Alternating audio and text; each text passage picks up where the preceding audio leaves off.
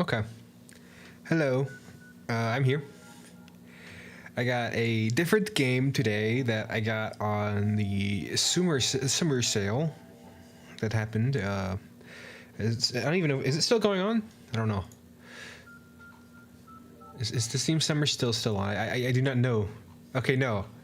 I got it during the summer sale. It's been on my wish list for a while, along with the other games. But this is Witch on the Holy Night.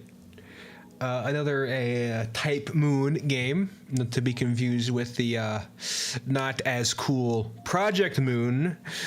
But this is a visual novel, and I don't think I haven't played one of these on stream before, so that's gonna be neat. And to preface this, I'm not sure what I'm going to do going forward. I know there are rules when you're streaming this game. Same with the Tsukihime remake.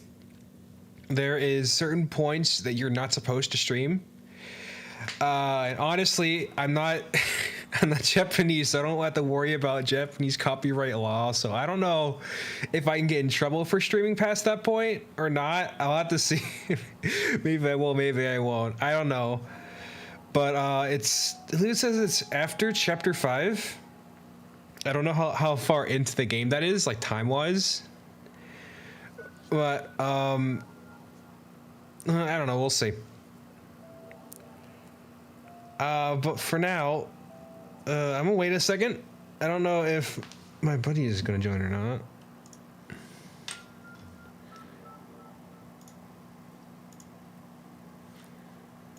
Okay. Well, music stopped again. I don't like the long pause this song has. Oh, you can barely. I turned it really slow. You can barely even hear it now. There it is. So I will start the game, and one thing that is kind of weird about this game is that it has like no graphical options. I mean, it's a visual novel. I mean, sure, but like, there's not like resolution settings or anything. It just opens to be like kind of like close to your max screen, and there's no like option for full screen or borderless windowed. It's just it opens windowed. You can make it full screen by doing Alt Enter, which is nice at least, but there's no other settings. I'll switch to the game just to show. Hold on.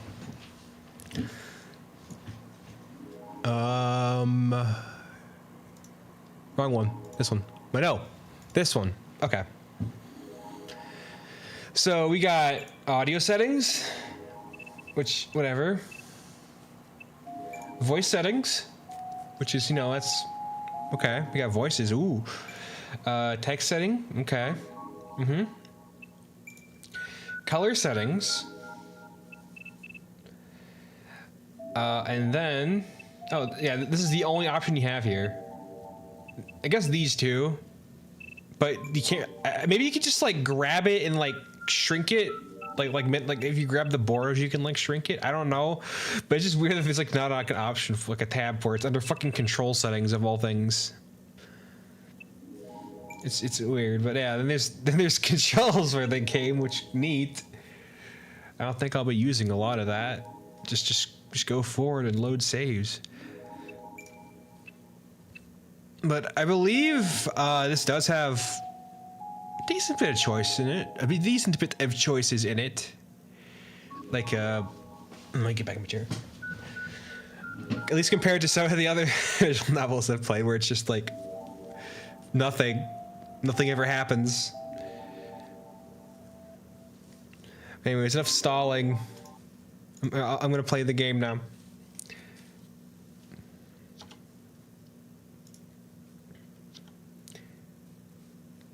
Okay, let me wait. Okay. It was a winter's day 8 years ago. That solemn morning when she understood the value of life for the very first time.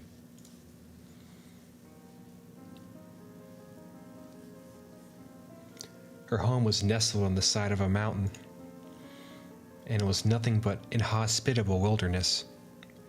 She had no neighbors or childhood friends to speak of. Things like traveling to school or playing outside were more trouble than they ought to be.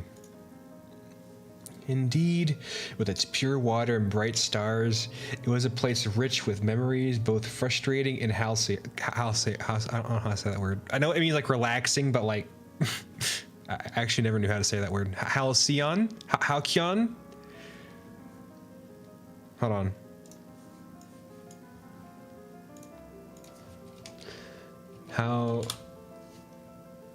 Halcyon. Halcyon. Okay. That's how you say it. Frustrating and halcyon. That was only during summer, though.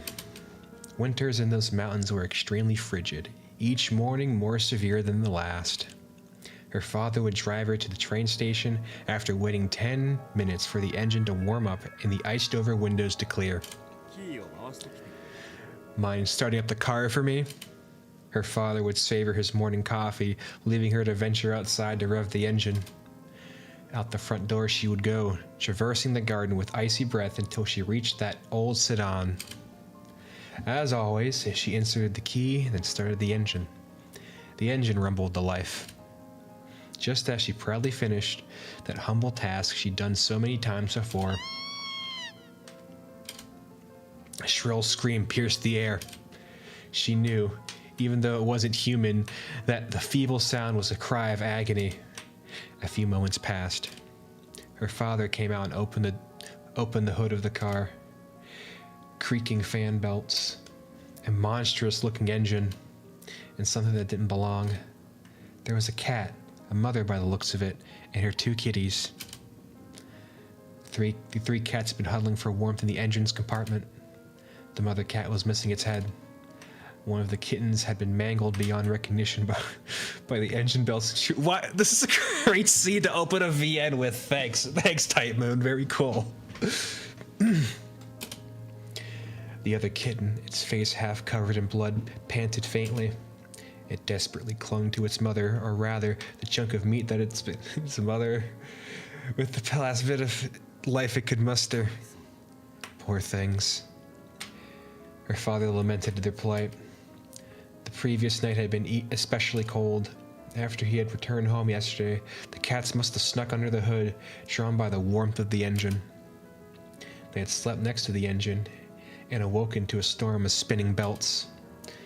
Cars in the 80s were not as sealed particularly well, so this was not unheard. I was actually wondering how the cats got in there.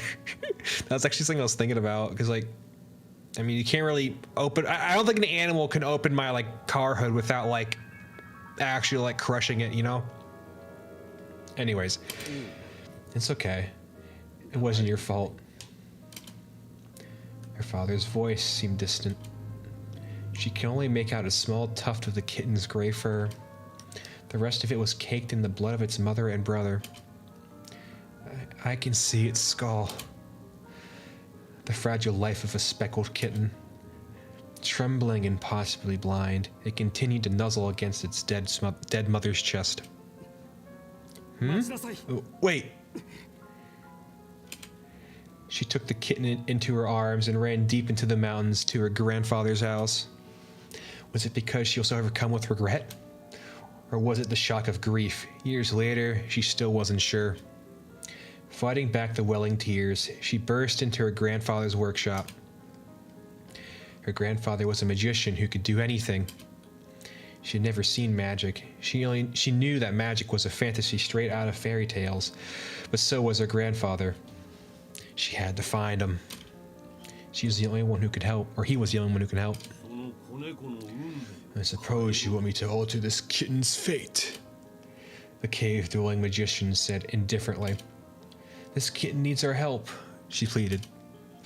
Whether it was a simple task or Herculean labor, her grandfather would not say. He simply granted the girl's childish wish like a machine.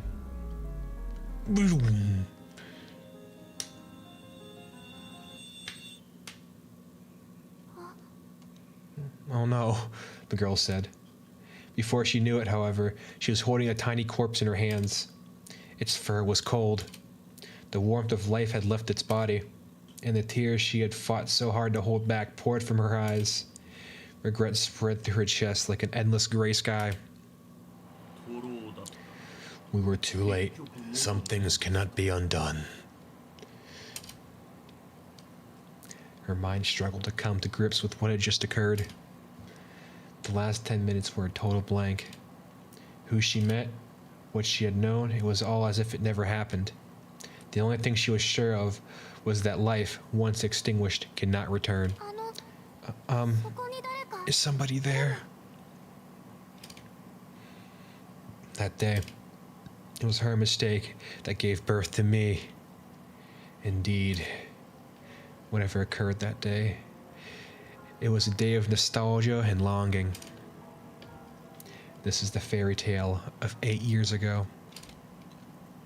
The day they first met, that no magic can ever bring back.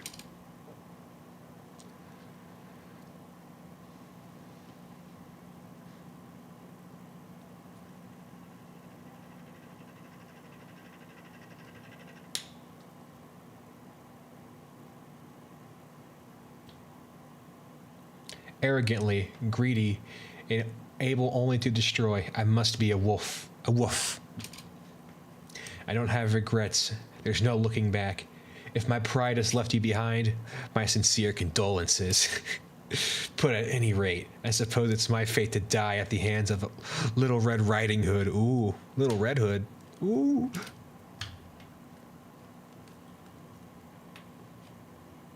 Strange one. I might turn the audio. Wait, I might turn my desktop audio up, the game audio up a little bit. Looks a little quiet on my little screen. Oh, welcome to my YouTube stream, Mr. Emil. As a curator of fans, I feel glad to tell you that this game contains blood, language, and violence. It is wrong that it is wrong now. Yeah, I didn't check my YouTube chat. Were you there when the whole intro sequence was about a cat dying in a fucking car motor? Wasn't that nice? That was a great intro sequence. Turn this up a little bit. Yeah, that was the whole intro sequence. It was like a flashback scene where there was a little girl and their dad, and the dad, like, before he goes out to work or something, he tells her daughter to start up the car. And there were actually cats sleeping in under the hood of the car because the car's hood didn't latch very good. They like snuck in during the night, and then when the car turned on, the belts killed the mom and like hurt the kittens in there. So she hurried over to her grandfather's like cabin over in the forest. She wanted to help save the kitten, but then the kitten died before the grandpa could do anything. And the grandpa was like some mage or something. And now I think this is like, we're like in the present now or something. I don't know. It was a very fun way to open it up, I know. So are you watching on YouTube now? If so, I might move my YouTube chat over so I can see it better. If you're watching on YouTube.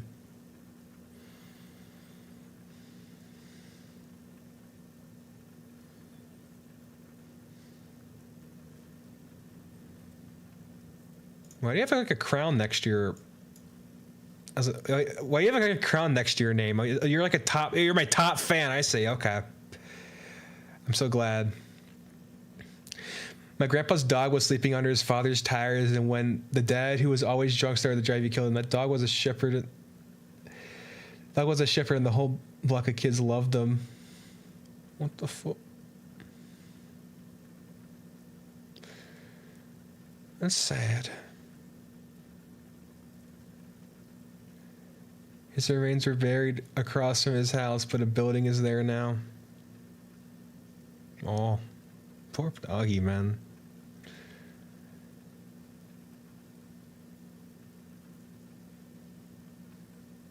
That's fucked. YouTube is better than Twitch. I feel like I like watching stuff on YouTube more than Twitch, and plus YouTube doesn't like melt my phone battery like Twitch does. I don't know what's wrong with Twitch, but it just melts my phone's battery for some reason. I don't get it. It's a pain in the butt. Anyways, once like the audio or like music starts to kick in, I need to know if the audio is good for like the desktop or the background. Anyways, let's get back to reading. Move my chats over. Okay. All right. There we go. It was a quiet morning. Oh, fuck. From her bed, she could see the sky was ashen ghoul, watercolor gray. The thermometer displayed 43 degrees Fahrenheit, a rather unforgiving temperature for November. Her stomach woke her up with a growl, pathetically reminding her that she had completely missed breakfast. But lazy mornings like today were, for her, a blessing. It was already well past 8 in the morning. On any ordinary weekday, tardiness would be avoidable, but today classes were canceled in commemoration of the school's anniversary. Gratefully, she had every intention of taking it easy for the first time in ages. No! Don't! No! You can't say that in my chat! Bad! You can't say that! No. Bad boy. You can't say that. You can't say that. You can't say that. You can say the end though. I've read on stream before, because there's a lot of there's some sections in Nier that, like the original Nier, they have like a ton of fucking dialogue to read, and that was like kind of like a lot of reading.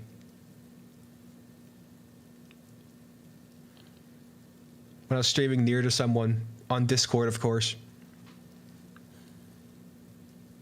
Anyways. Gratefully, she had every intention of taking it easy for the first time in ages. Outside the window was a gloomy gray, and it reminded her more of evening than morning.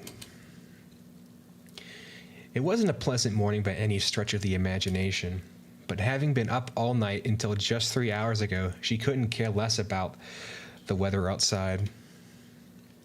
All she cared about was more sleep. OMG, sane, girl. As long as she could spend her morning in bed, what was happening outside was of no concern to her. She shut the curtains, then closed her eyes and tried to let sleep reclaim her.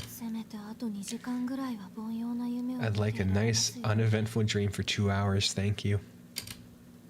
Blissful slumber found her soon enough. Her consciousness faded. However, Her simple request would be mercilessly refused. Robert Johnson's calling. Oh, you got the virus on your computer, ma'am? Ma'am? A faint but shrill sound lingered in her ears. It was the unmistakable ring of a telephone. Much to her chagrin, her eyes popped out of habit. Oh, come on. Why today of all days? That was your phone. Yes. You know what that reminds me of? Sometimes you'll like be listening to like a video on like YouTube, and then they put in like a fucking knocking sound effect, like specifically so it takes advantage of like spatial audio in your headphones. And it sounds like some fucker's actually knocking on your wall, and it's fucking creepy. It like makes you like jump. It's like, holy shit, I hate when they do that. That's what it reminds me of. It gives me a little. Makes me do a little jiggy. I jump. It's like, and I'm thinking like, and then like, oh wait, that was the fucking video. Horror videos do that all the time, and I fucking hate it.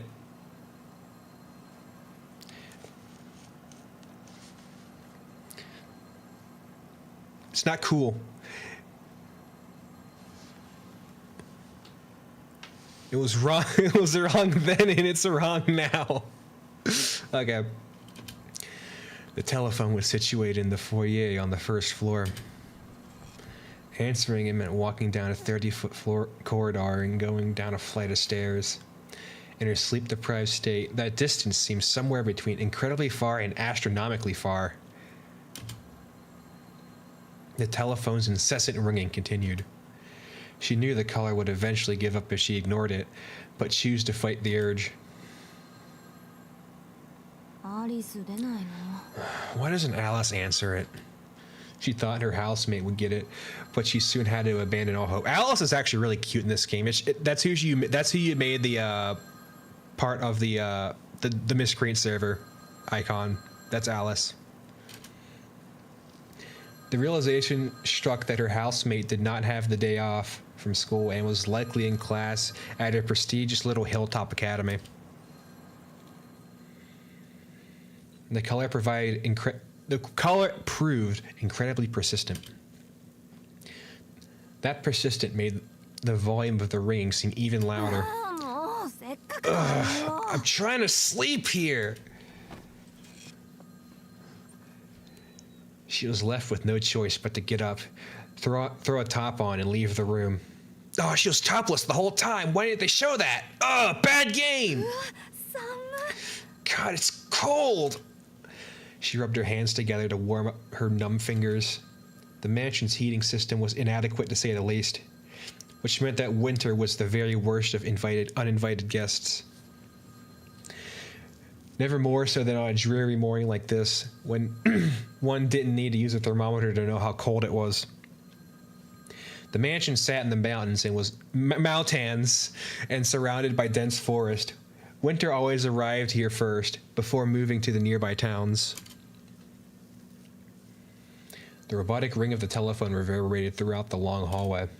The mansion's furnishing had been so perfectly maintained that it made the place feel unlived. It seemed lonelier than it did splendid. Coupled with the dreary morning, it could have passed for a haunted house. And what the fuck, Rin? Yeah, she's pretty cute. I prefer Lily, though. Well, it is a haunted house, I suppose. It's too large for just the two of us. She counted more than 30 rings since it began.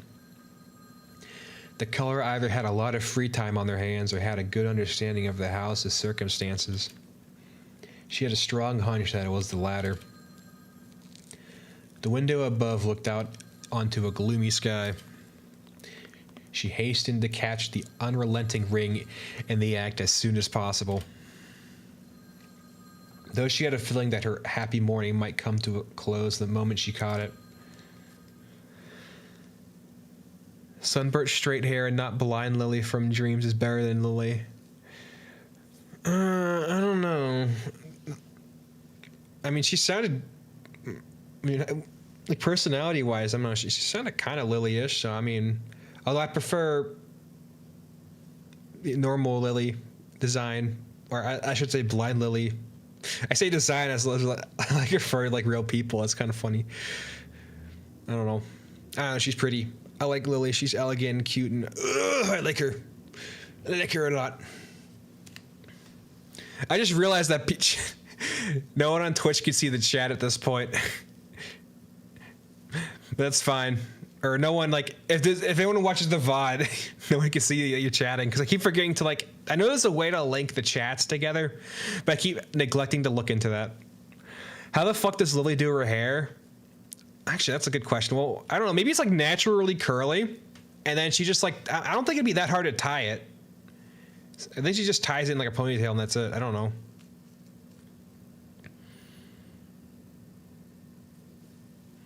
I mean, maybe Hanako can help her. I mean, she's always that way, except when she's not. Oh, Pajama Lily. Yeah, it is straight, isn't it? Yeah, maybe Hanako helps her.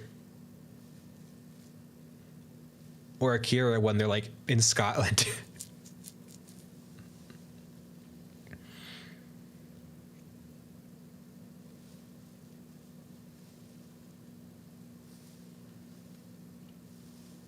I need to wait.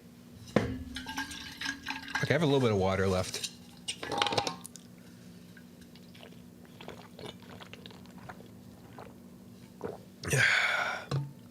Oh, I'm so thirsty.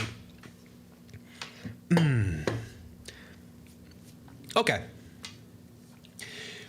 It was here that a series of incidents began. Apologies for the lack of romance to this tale. No romance? What? Where's my sex? For whether it be objectively true or merely supposition, I don't know what that word is. It is always from gloomy and unassuming beginnings that extraordinary events are set into motion.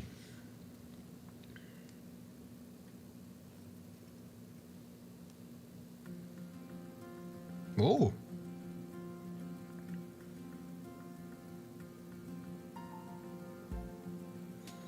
Oh. Lady.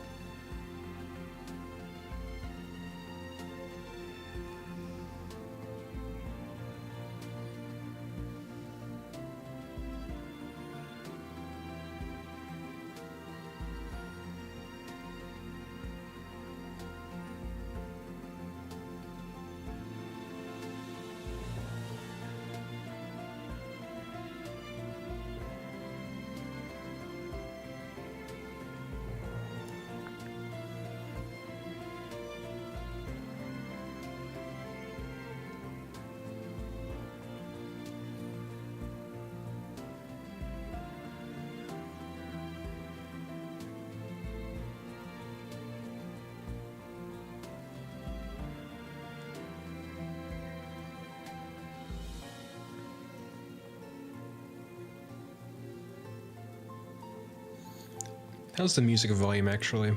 Now that they actually have music playing. Is it okay?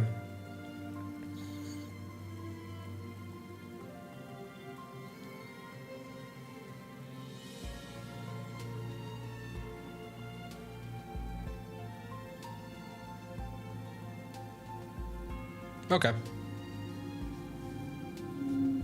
Oh, loud car.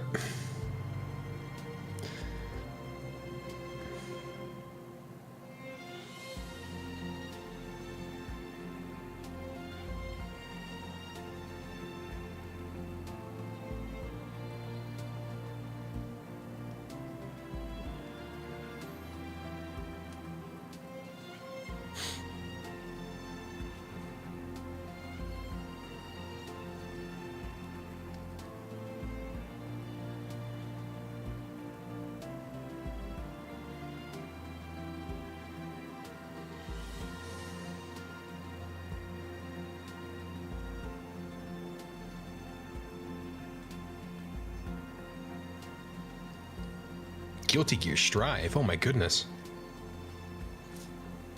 Witch on the Holy Night. Ooh.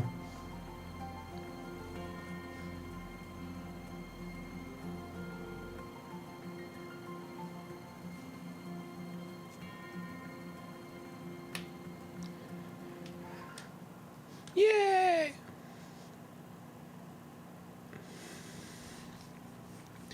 Okay. The rain had subsided somewhat by the time she reached the school gate. Sunlight seemed to be playing peekaboo behind the clouds in the distance. It looked like it might be cleared up by the early afternoon. Not that it has anything to do with me, though. The weather reflected her luck. On top of being forced out of the house at such an early hour, she had to suffer through a winter rain. I'm getting a bad feeling about this. Trans game? Yeah, yeah. That's kind of what Guilty Gear Strive has become. It's very populated with trans gamers, you know, especially with Epic Brisket in the game, you know. The sinking feeling she had only grew as she passed through the entrance and headed inside.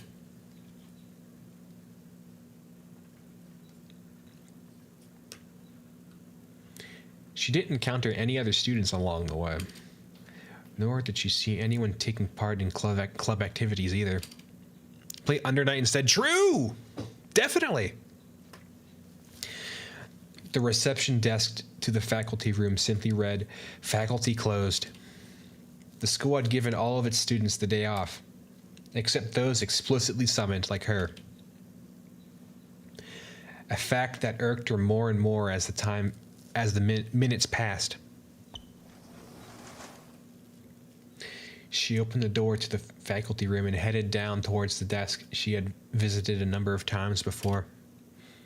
The man at the desk wore a plain shirt and a suit that were nonetheless neatly pressed. Slim framed glasses adorned his face, giving off an amicable yet cunning air. The mild-mannered image of this mid-20s man presented clashed. The mild-mannered image this mid-20s man presented clashed with the cigarette he smoked. He didn't appear to have noticed her yet. Yamashiro-sensei. Mr. Yamashiro? She closed the door with a bang. Showing no response to the sudden sound, Mr. Yamashiro lifted his head. Hey there. Good morning, Miss Aozaki. I guess this means you got the call. Yes, they called me at home about an hour ago out of the blue. Having graduated from this high school himself, Mr. Yamashiro was not much older than the rest of the students. Yeah! Mr. Hans Asperger's. For that reason, the students preferred him over the other teachers. He always had something interesting to talk about and kept conversations casual.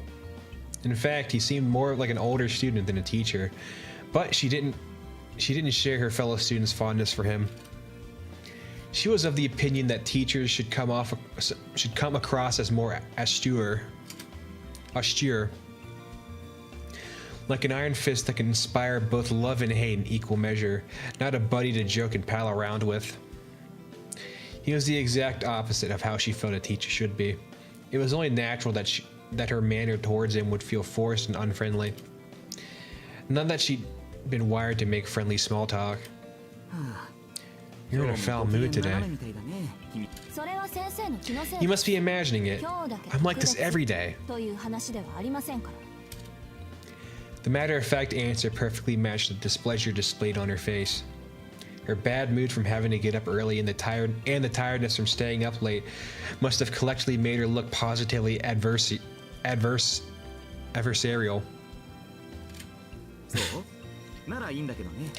If you say so, just go easy on our guest, okay? To be honest, we're not completely sure how to deal with them yet. About that, do you want to tell me what the hell's going on? Because I have no clue. As Mr. Yamashiro met her piercing eyes, he finally understood the reason behind her tone and slowly put out his cigarette.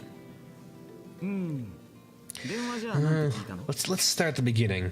What did they tell you over the phone? Just that I'll be introduced to a transfer student. They were a little hazy on the rest, though. One of Mr. Yamashiro's eyebrows stood up, impressed with the brevity of her answer. He could see that she was angry, not because she had been called to the school on her day off, but because she hadn't been told why she was here. Mr. Yamashiro chuckled sympathetically. Car! If this was all a joke to you, perhaps I should just go home. Wait. I didn't mean to laugh. This is not a practical joke. We could really use your help. So there really is a transfer student. Yes, but he has, how should I put it, difficult circumstances. His name is Sojiro, and he's a bit, well, peculiar. So we thought somewhere around the same age would be best suited to show him the ropes. She threw him an unamused look. It was negligent of them to be pushing teaching duties onto her, but she did wonder how exactly this transfer student was so peculiar. Maybe he meant the student had behavioral problems or was difficult somehow. But peculiar, she didn't have the slightest idea what that meant. Yeah, Sojiro Sakura, yo. Ah, you're back. Ooh boy, yeah, we're getting him in this game. I hope we find Persona Joker as well. You don't hear a teacher call someone that every day. She had her doubts, but swept them aside for now. This wasn't the time to get distracted by more concerns. Concerns. The fact remained that this conversation was all the peculiar she could handle, and she needed more information. She was already beginning to fantasize about saying no and curling up in her warm bed at home. I have a question. Yes? He's a second-year student like you. He's well-behaved and a good listener. He's not the most energetic individual, but that just means he'll be easy to get along with, right? He's not in the same homeroom as you, but I'm sure you'll get along just... I'll be the judge of that when I actually meet him. And none of that answered my question. Why me? Though her tone was still stern, it was clear that she was willing to cooperate. She had decided to put her feelings of dissatisfaction aside and focus on the task at hand. Forcing herself to act empathetic in spite of her self-absorbed nature. Forcing herself to act empathetic in spite of her self-absorbed nature was something she was used to. Fuck, I can't read. Paradoxically, this force of will was also the reason teachers put so much faith in her. To a point. At times, that strength shattered expectation, and on those occasions, they were left with no choice but to treat it like a natural disaster and weather until it passed. That was how Mr. Yamashiro had come to deal with her as over the past year. I'll ask you one more time, Mr. Yamashiro. Why does it have to be me?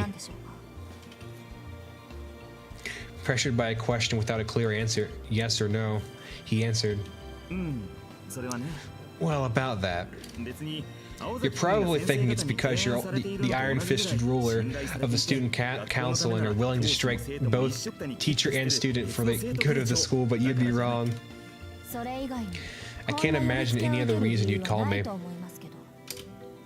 Her eyes did nothing to hide the disbelief as she glared at him.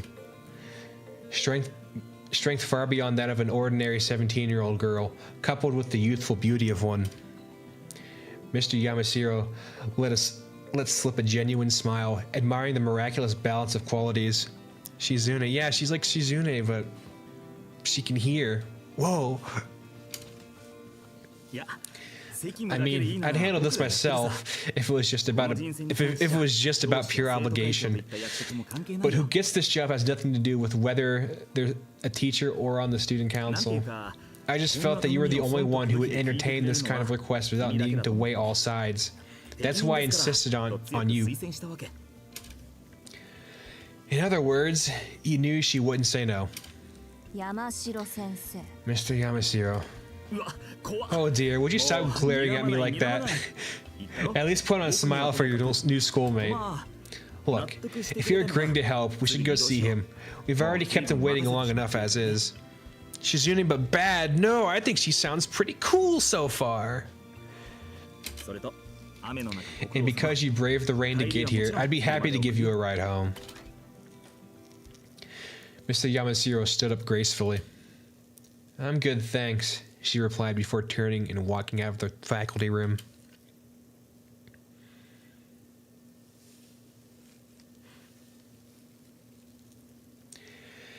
He had been waiting for about an hour. While he did, the rain shower lightened to a drizzle. Her mind wandered as he listened to the sound of the raindrops. His mind.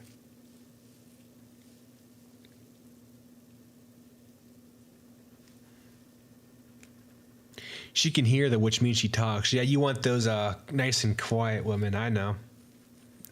None of those bitches and whores. The room was filled with neatly arranged rectangular tables. He was the only one there.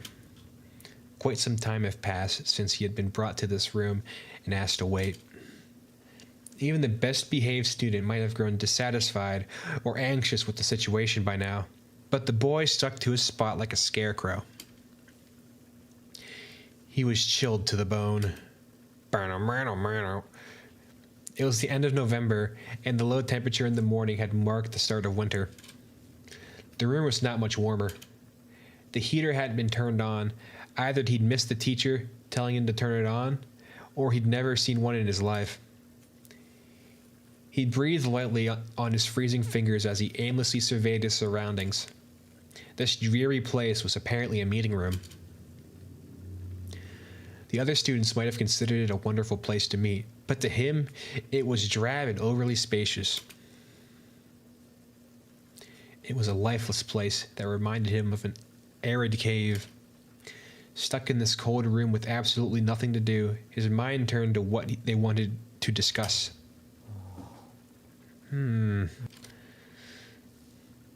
Unable to come up with a solid answer, he returned his attention to the sound of the rain. The rain hardly resembled the rain in the mountains, though he could still recognize it, barely. Its smell and the sound were harsher, but at the end of the day, rain was still rain. So even this world, alien as it was, could have something in common with the mountains. Mountains. That trivial detail perked him up a little. He liked how the town looked soaked in rain. Naturally, he preferred the sunny weather, but he liked the rain in its own way. The fog from the rain had soaked up the scent of the soil and reminded him of home.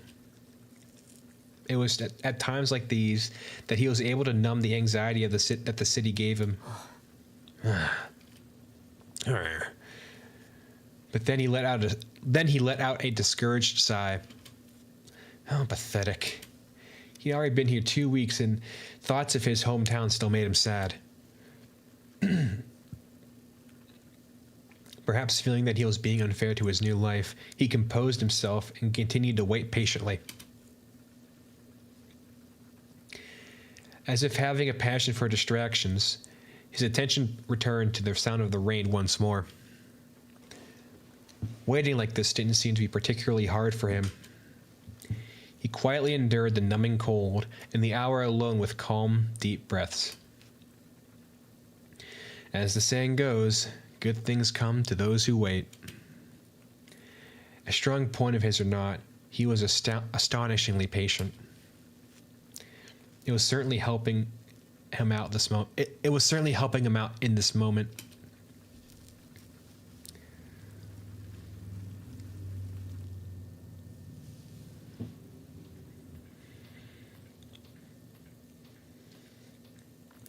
She, on the other hand, was livid.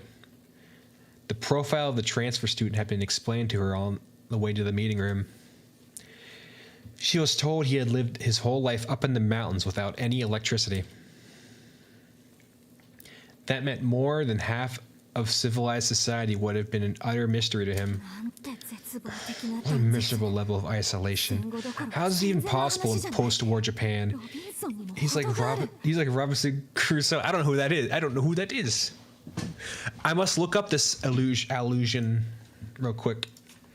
Robinson Crusoe. Oh, it's a novel.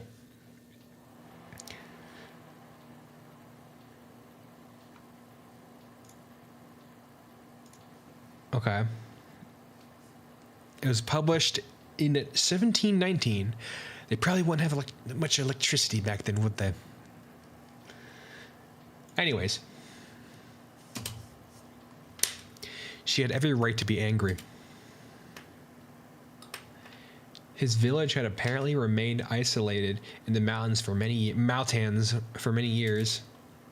Contact with villages in the foothills of the mountains only occurred once a month or so, which was unfathomable in modern Japan. Although expressways in Japan Rail, the fuck. Why did they just put fucking commas there? Although expressways and Japan Rail, the old national railways, now span the country like arteries, it wasn't entirely impossible for a mountain village like this to exist. But she couldn't imagine how someone born to such circumstances would think or live. When you say no electricity, you mean in general, right? Like he must have had access to a public phone. Apparently not. He mentioned how shocked he was by the phones we had when we started living here. I kid you not, he said, "Wow, telephones are so useful." Couldn't really deny that, could I? She shot a sidelong glare his way as he laughed. It seemed that the naivety of the country boy had cheered up Mr. Yamashiro a bit. They probably didn't have police officers either. My family home is up in the mountains, so it's not inconceivable they wouldn't have electricity. But he doesn't even know what school is? Nope. He'd heard of them, but this is apparently his first time visiting one. Maybe that's why he's nervous. He wasn't very talkative. He's almost, what do you call it, feral. Like a boy raised by wolves. I suppose that makes this a safari. Haha.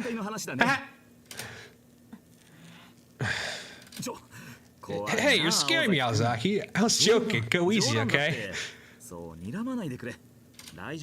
And don't worry, I got the feeling from talking to him that he's a nice kid. It was almost like, I don't know, a cute little animal that doesn't speak human. Your jokes and metaphors aren't helping. As she gave her blunt reply, she tried to simulate in her mind what life without electricity would be like, but the thought of it took her sour mood from bad to worse. After all, it was a world she had never known. She could understand why the teachers had given up. She, too, wanted to give up and return to her warm bed, but her good-for-nothing pride was holding her hostage. Not only did the teachers believe she was up to the task, but she also believed she could do it.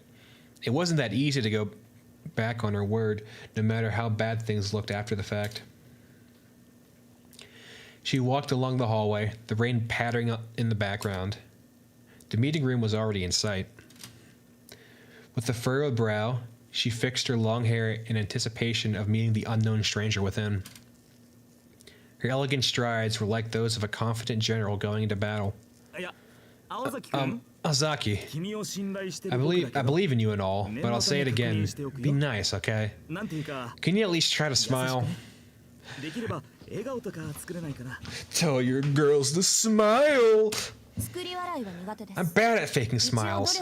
I'll do my best. Really? That's a relief. I really mean it. It's good to know you're not good at everything. Mr. Yamashiro's shoulders slumped at the second they were. Mr. Yamashiro's shoulders slumped. That's a little bit of a tongue twister. Mr. Yamashiro's shoulders slumped at the second they reached the meeting room. As he put his hand to the door, his eyes seemed to say to her, "Be nice, please." This only made her feel more irritated. I already know I'm not the friendliest looking person in the world, but I can't make myself smile at the drop of the hat. Should have asked Tobimaru if that's what you were after. She sighed about her social shortcomings, but then it occurred to her that being called into school on a day off while sleep deprived wasn't anything to smile about anyways. She also thought the person responsible for this mess would be better off attending elementary school. It might not be his fault, but neither was it her duty or obligation to do the teacher's work for them. At the very least, they could have used their brains and organized all this on a normal school day, another complaint she wanted to voice later. I hate him already. He's my sworn enemy and I haven't even met him yet. Sorry, but I couldn't care less about his extenuating circumstances. You think this isn't awkward for me too? Honestly. Why did this happen when I'm so busy? Her pounding headache from a lack of sleep had boosted her aggression by 10%. Ooh. No matter how harmless the guy on the other side of the door may be, anyone who disturbed your sleep was the enemy. And just as she was reaching peak annoyance, Mr. Yamashiro opened the door to the meeting room. The room slowly slid into view. She didn't care for formalities, just looked straight ahead and stormed into the room, and found herself face to face with the most unusual opponent. Before we go on, let's see it from another perspective. And now for something completely different. Turning back the clock just a little. You don't have to do anything. For some reason, these words are priceless luxury. For others, they are an unbearable torture.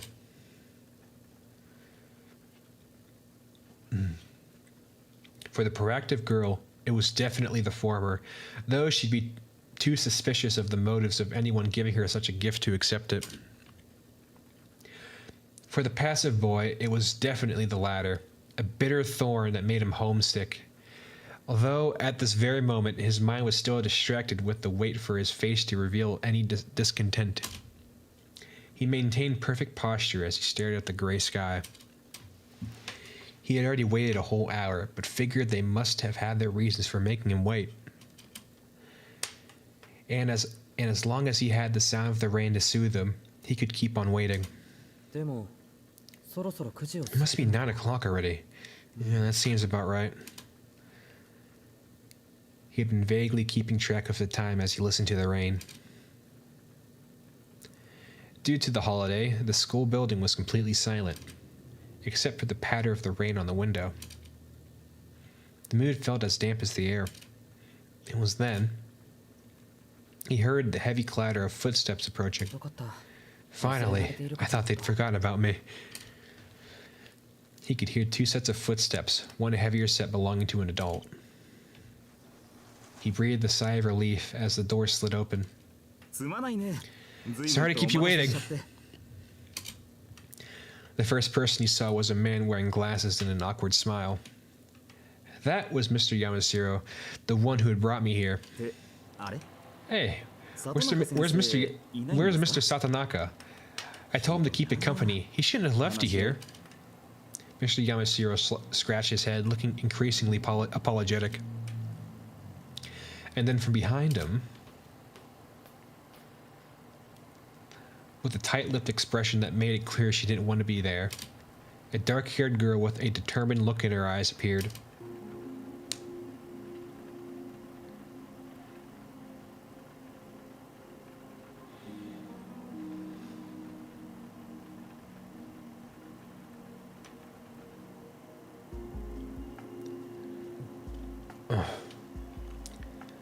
Sojiro gulped.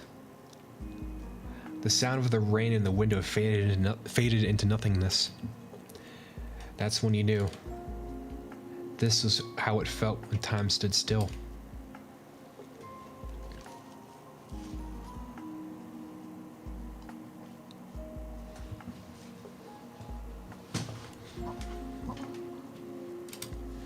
She blinked quickly a few times as if taken aback.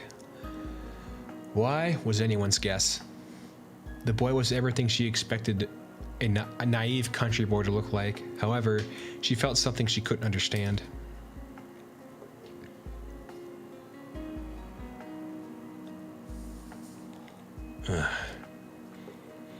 His eyes widened slightly as if taken aback.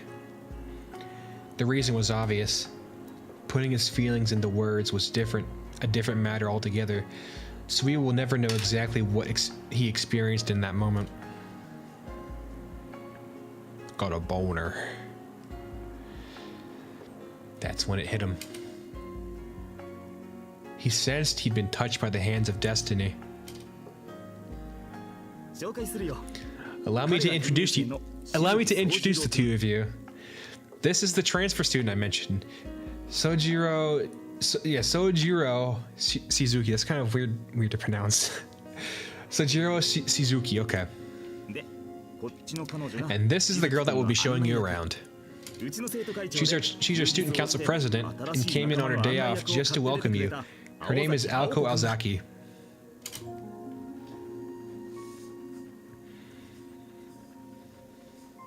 His voice and the sound of the rain seemed distant. Wolverine and Bitchy McGee. Yeah, Bob. She's not bitchy. She's cute. She's a tsundere. She's not bitchy. She's a tsundere. This is how they first met. Such was their start, for better or for worse, like the ephemeral beauty of fireworks.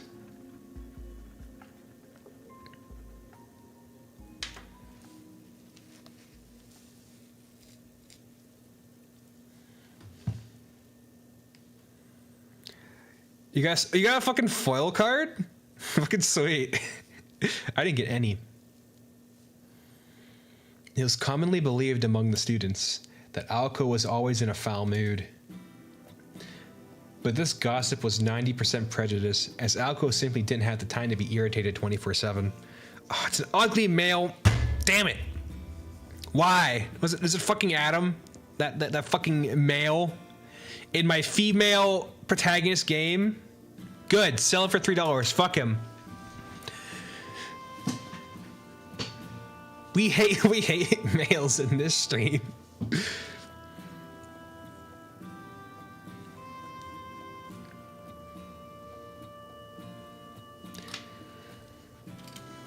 The reality was she simply didn't want to explain herself all the time. And therefore seemed angry about something, obvious or not. This idle gossip did, however, lead to her earning the title of the school's 7 deadly threats. The remaining 10% of the gossip was right on the mark. Aoko herself often had the feeling that her tendency to feel animosity towards the harmless things was akin to what a chronic headache sufferer might experience. Today fell under that 10%. It is Adam. Fuck Adam. Put the Emil head on. For today, her anger was pure, and her childish and selfish display was befitting of her actual rage. The meeting room was dimly lit, awash in the colors of the rain. To reduce electricity costs, school regulations forbid the use of lights during the day. Damn, fucking shitty ass school. This was the setting the three of them found themselves in. Her first impression was that his calm demeanor reminded her of a field of wildflowers. That's one comparison, I guess. In spite of his perfect posture, his overall air felt placid, tame even. Placid? Placid? I don't know. Flaccid. And though describing him as meek would be going too far, at the very least he was passive. Even through his uniform, she could see that he was thinner than average. His dark hair was unkempt, and he came across as a wholly unforgettable boy. If she had looked, if she had to look at him in a more positive light, she would describe him more a young man than a boy. It was his calm demeanor that made him seem more mature. What was the cause of Aoko's reasonless reaction?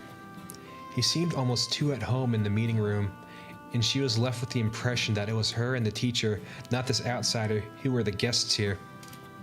Let's go, bub. Hi, Aoko, you're pretty. She felt an unidentifiable aggravation building within her, almost as if her right to be here was in question. Aoko felt herself raising her natural defenses. What's with me? Am I really this angry for no reason? She hated not understanding things, her own emotions in particular. It pained her less than you would imagine for a perfectionist like her, but it still nagged her like a thorn in her side. Ozaki, why don't you introduce yourself? Mr. Yamasiro's attempt to relieve the tension was equally irritating. Introduce myself, huh? After casting a nasty glance in the teacher's direction, Aoko turned to face the boy. From an outsider's perspective, he might have looked like a stare down. And in that instance, the culmination of her emotional state hurtled towards the innocent boy and skewered him.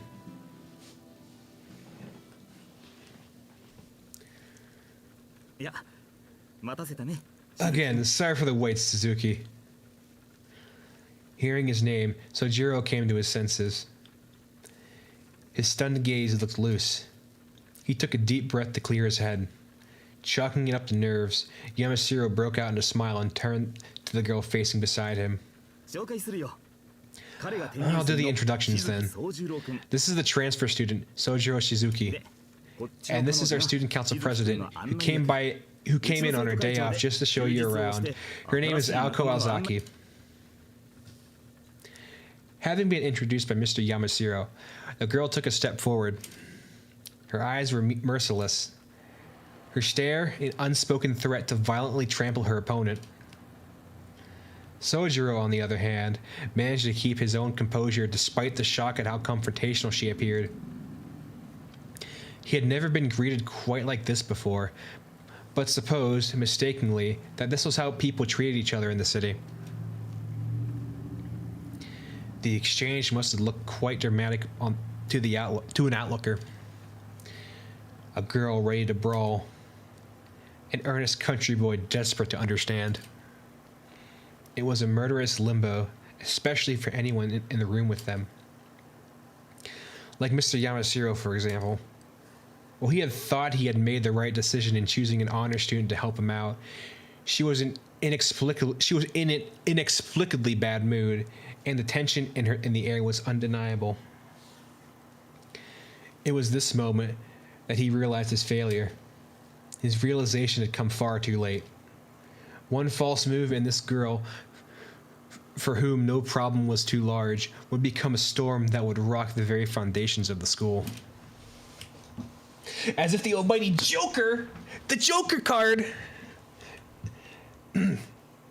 as if the almighty Joker card could bring either fortune or disaster, the sole teacher who had been present at the time would come to bear the blame for the scandal that ensued. Wow, you teams seem to really hit it off.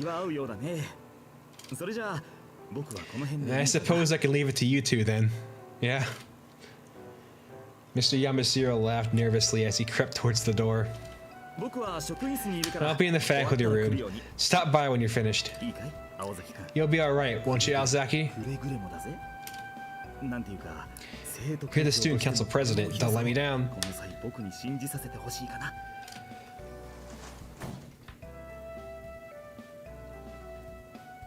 Mr. Yamasiro left, leaving the two in the lock-eyed stare. One in which one set of eyes was doing all the glaring. All that remained in the room was an artless boy and a cross-armed guarded girl. The two lingered in silence. They resembled shogi players agonizing over their first moves, though it was only Aoko who was reading so much into the situation. She decided to put her irritation aside for the time being. With no reason to feel revulsion for him in the first place, she sighed deeply and faced Sojiro. Whatever. It's not like this is the first time that Mr. Yamashiro landed me in on it. So, what's your name again? Her tone was nothing if not reproachful, though he had done nothing to offend her. But the boy failed to pick up on that. Incapable of such venom himself. I'm Sojiro Suzuki, he replied. And you're Miss Ozaki, right? For whatever reason, he came across as happy in his response. Drop the miss. That's not my style. Is Suzuki fine? What do you mean? What do you mean, what do I mean? Hello? Did I say something weird? Yeah, very. The boy replied immediately, as if it was a natural response, but quickly second-guessed himself. He's got that kid of attitude. I love that fucking quote. That's part of my vocabulary now. Sometimes. That's how you. I mean, that's how you describe to someone happy and outgoing. You know. You always gotta strive to have that Goku get him attitude.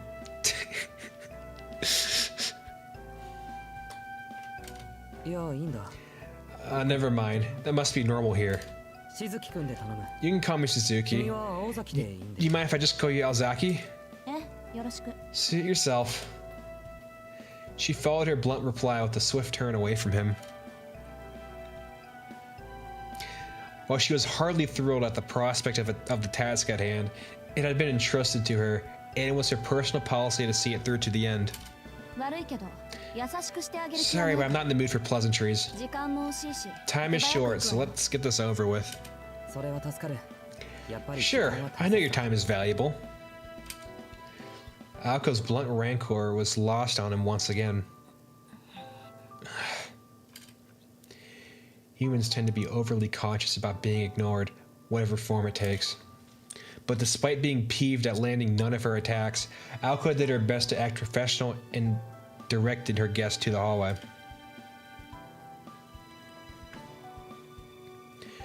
There was no sunlight in the hallway, nor any sign of life. This was more like a prison than the cave. This was more like a prison than the cave that was the meeting room.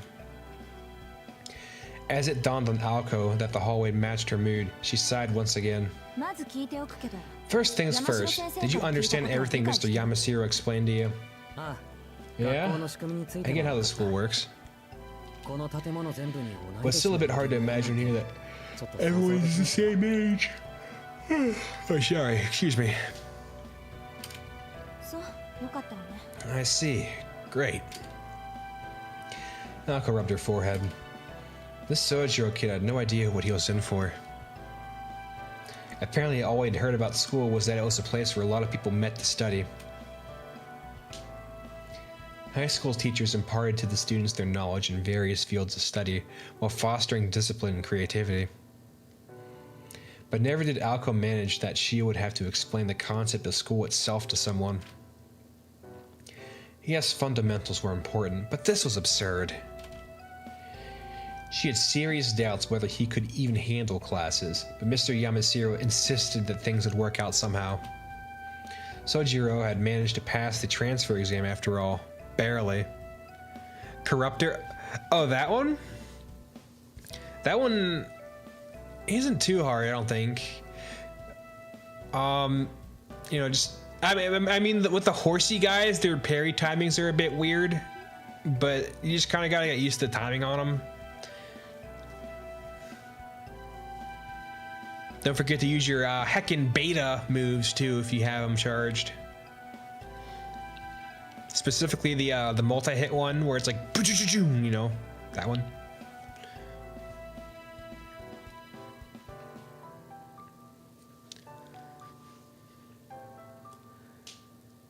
You're parrying and like doing shit, right? You didn't like. Like, what's getting you? Is it just he's hitting you too hard or something, or what?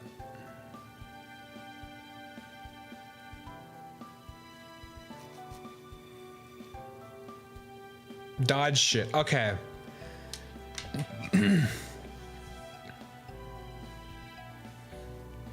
I mean, for one thing, you mainly want to parry in that game. But, you mainly just want to save dodges for, like, yellow attacks.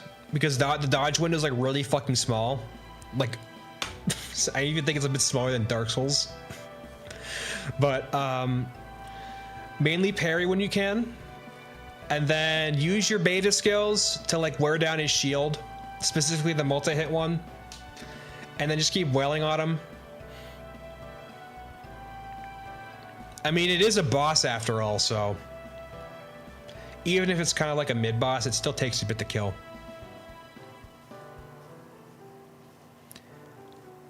It's just, it's basically a reskin of that one horse enemy, except it shoots poison at you. And then you know what to do for blue attacks, right? I think he has one.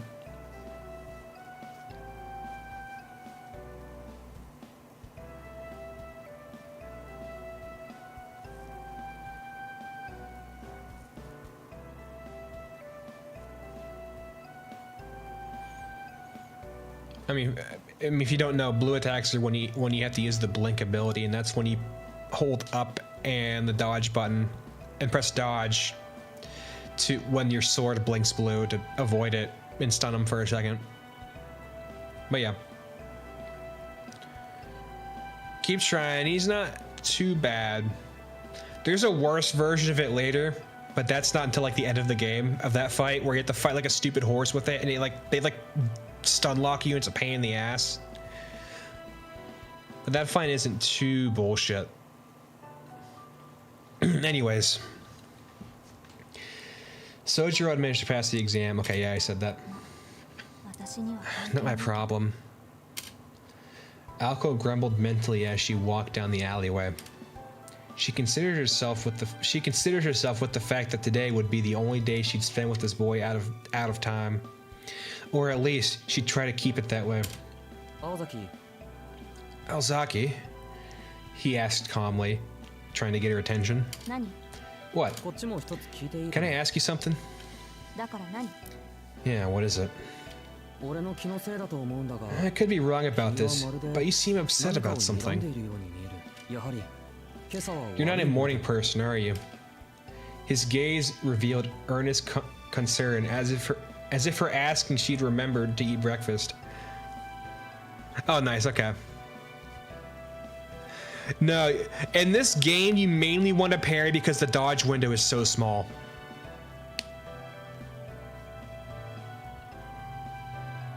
What else? Yeah, okay, so I think it forces you to unlock Blink. Yeah, Blink is when you hold up and press B when your sword flashes, and you like teleport behind them, nothing personnel, and you stun them for a second. But parrying is what you want to do in general. If an attack flashes yellow, you cannot parry it. Some blue attacks and purple attacks are like that too. But most attacks you can parry, and you want to parry them because it also depletes their poise bar. And if you those little yellow diamonds under their health bar, and if you deplete that, you can do an execution on them, which deals a ton of damage. Here it comes.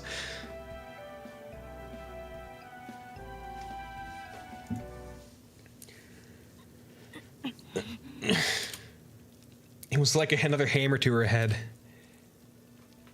I like this expression. This is cute. It was true that Alko had been glaring at Sojiro the entire time. Wait, can I get... Yeah, there it is. That's cute. Glaring red-hot daggers, in fact. Not just at him, but at the universe. Even on her best days, her roommate used to remark, "Most people can't handle your scowl, Alko." Don't do the... Don't do the sound again. I don't even know what sound I did.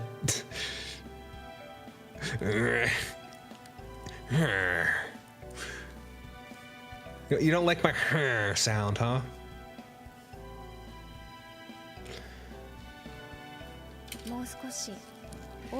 It wouldn't hurt you to be a little more tolerant. She'd been warned that her emotions were so naked on her face that people treated her like a powder keg. How naive could the boy be that he could not pick up on this? He's not making fun of me, is he? No, he couldn't.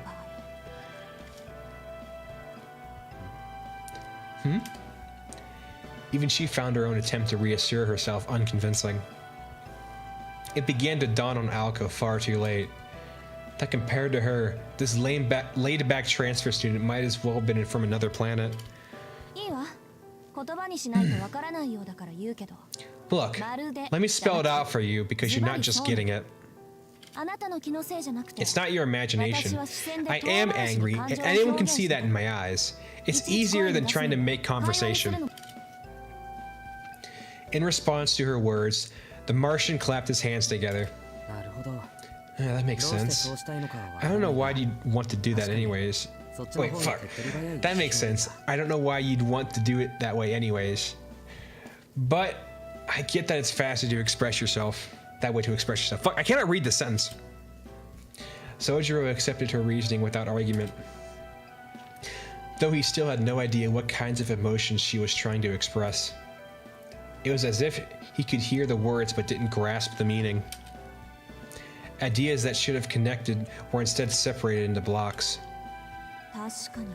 So it's true, he really is peculiar. Mr. Yamashira's words made sense to her now. What was odd about this boy went way beyond naivety. A stranger in a strange land he may be, but it was only civilized to forgive him some jet lag-induced confusion. Let's visit your classroom. She had regained some of her composure. Sojiro raised his hand and stopped in his tracks. Just one more thing. Alco waited for Sojiro to continue. The boy was patient to a fault. She rubbed her forehead out with her hand again, nursing a vague feeling of uneasiness. I wanted to ask, why are you so angry? Is it your line of business? Does it run in your family?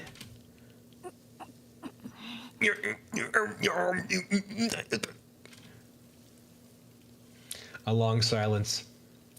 Though she knew it wouldn't change the situation, she remembered her regret at answering the phone that morning. I need cock, Sojiro! That's why I'm hungry! Thanks, Emil. He meant no harm. She repeated this thought like a mantra in an attempt to keep her impulses in check. It's not you. It's that you're... If that's what you're worried about. I'm just trying not to think about how much better my day would have gone if I just slept until noon. With that vague answer, she started to walk again, and turned her gaze away from the rude stranger named Sojiro Shizuki.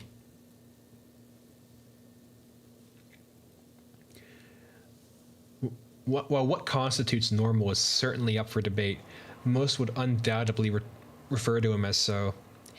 He was a simple and nice boy with nondescript features. If he were an ice cream flavor, he would be vanilla.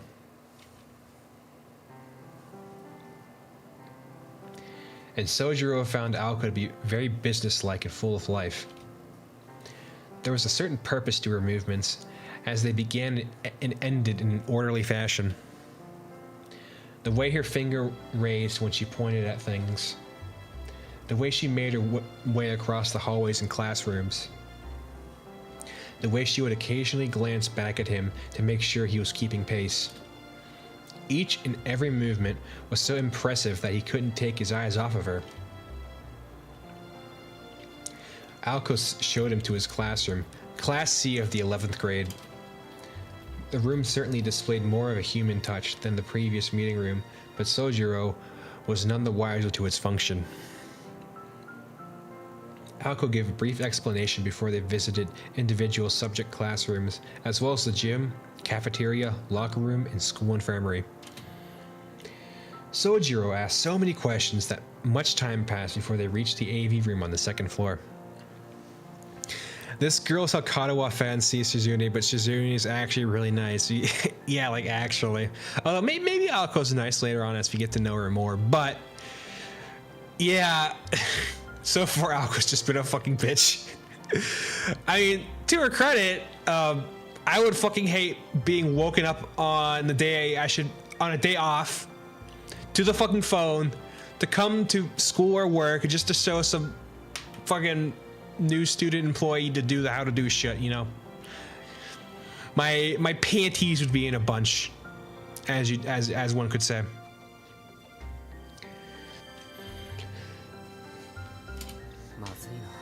Oh dear. Sojiro stopped, looking genuinely concerned. It's 20 to 1 already. Huh? You're kidding, right? This school isn't that big. We'll be done soon. The tour had begun around 10, which meant that 3 hours had passed.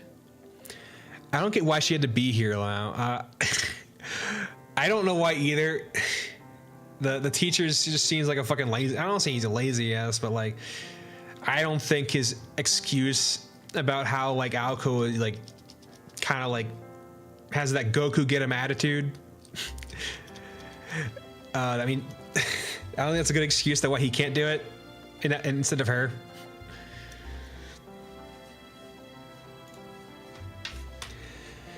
A tour of a school shouldn't take anywhere near this long. Maybe if you didn't ask so many questions, we'd be done by now. It's a miracle it's still light out. Aoko glared at Sojiro. She was being sarcastic, of course, knowing full well he would never pick up on it. Is he? To her surprise, he looked down apologetically, unable to hide his dejection. I think I broke him. The guy before her was nothing like earlier. In contrast to seeing his once impenetrable veneer when they first met, she found herself feeling sympathetic.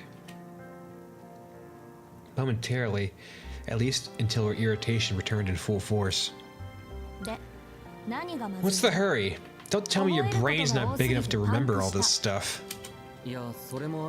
Well, there's that, but it's more about being 1 o'clock. Sojiro's gaze wandered as if worried about something. If he was worried about the weather, he would have a hard time seeing it, as there were no windows in this hallway. Don't tell me.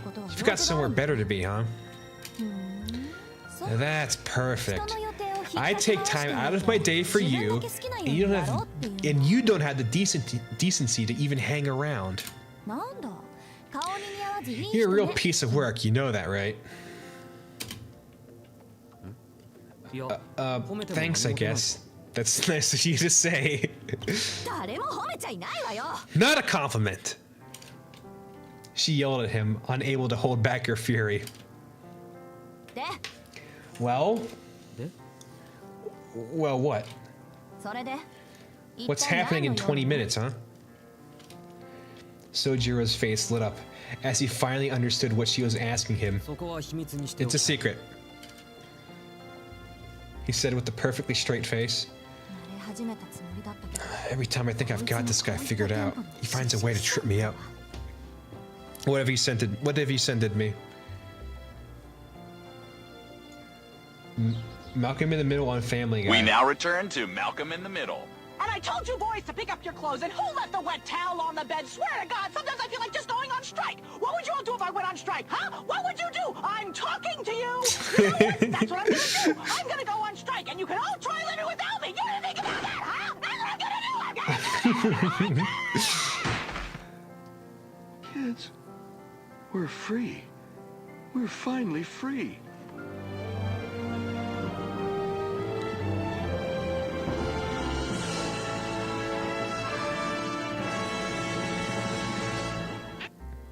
Aoko is dead.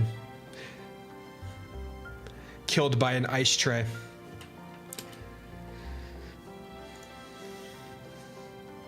Her frustration was natural.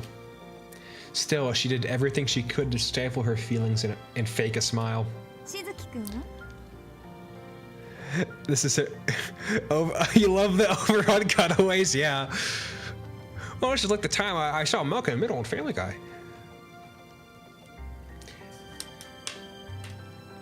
You want to repeat that, Suzuki? She took a step forward. 秘密だってば Like I said, it's a secret. Feeling the mood changed drastically, Sojiro took a step back. And another. And another. No matter how many steps he took back, she kept edging towards him. She was smiling, but he thought he could see the blood boiling beneath her skin. これ最後の Last 質問にしとくわ question. ねあなた Do you enjoy mocking me? He had no intention of mocking her, though at this point he doubted presenting any evidence to prove this would do much to erase that forced smile on her face. 分かった説明する Let me explain.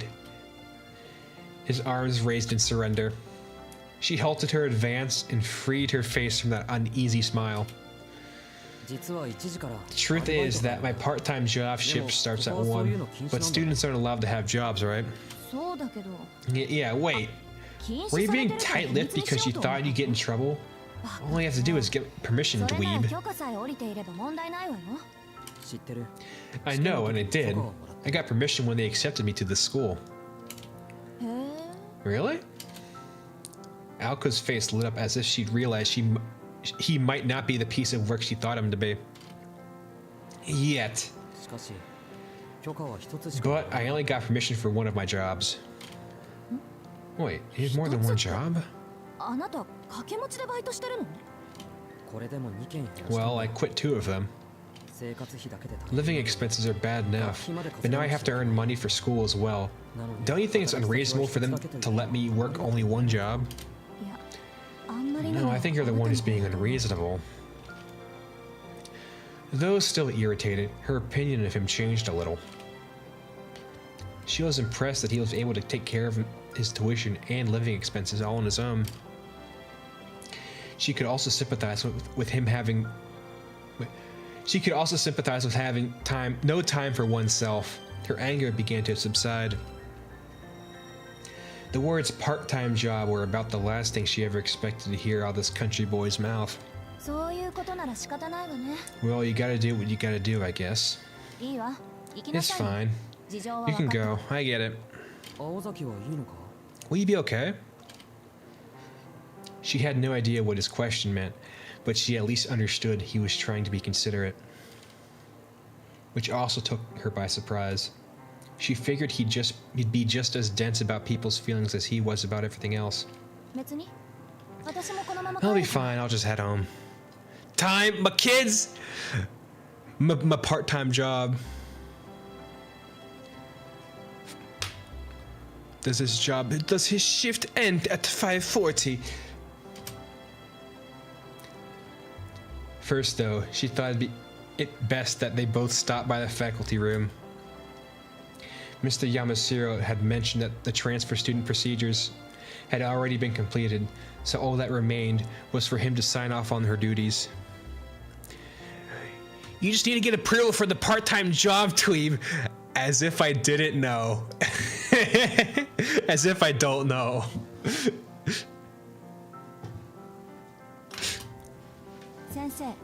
I finished showing him around. それはお疲れ様 Great job. That goes for you too, Suzuki. What did you think of our school? ありがとうございます Thank you for the tour. It's like a real school. As if I'm not aware. Yeah, that's what I know. I know what you're referring to. That's great to hear. Okay then, best of luck to you starting tomorrow. She had no interest whatsoever in this pointless wrap-up meeting. 山城先生のことを気にしない You でいい have わ to forgive Mr. Yamashiro. 教え子に厄介な He likes the faculty room so much he chooses to kick back there while getting his students to do this dirty work for him. I bet he spends hours in there. いえ待ってるべき Actually, that's pretty smart of him. そうか Okay, Aozaki. If you're fine with it, then so am I. Huh? There it was again. Whatever Sojiro was getting at, Aoko had no idea.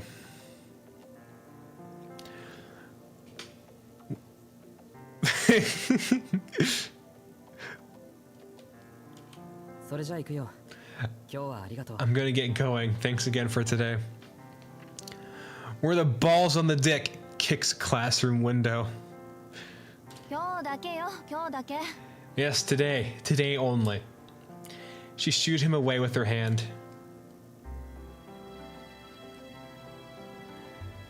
His face bent into a broad smile, as if he had found the gesture endearing. It was a softer expression that she had grown accustomed to seeing out of him.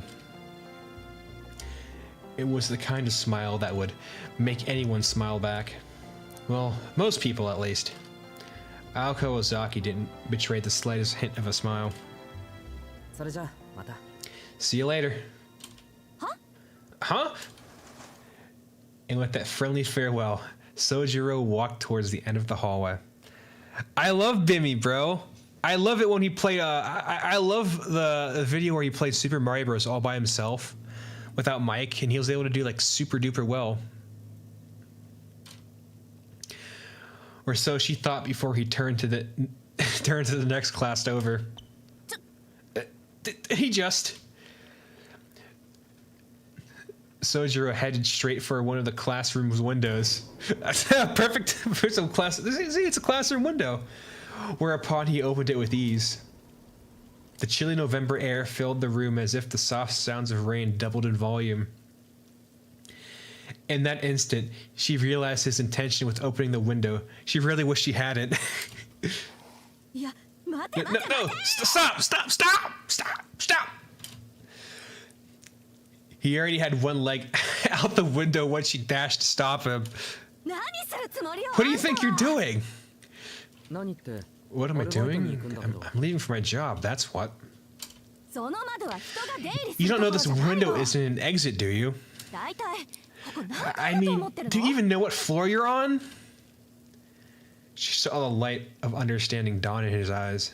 死ぬところだった。 Oh my god, I almost died. Who would put an exit up here? This is dangerous. 危ないのはあんた It's the lack of something between your ears that's dangerous. Her insult went right over his head.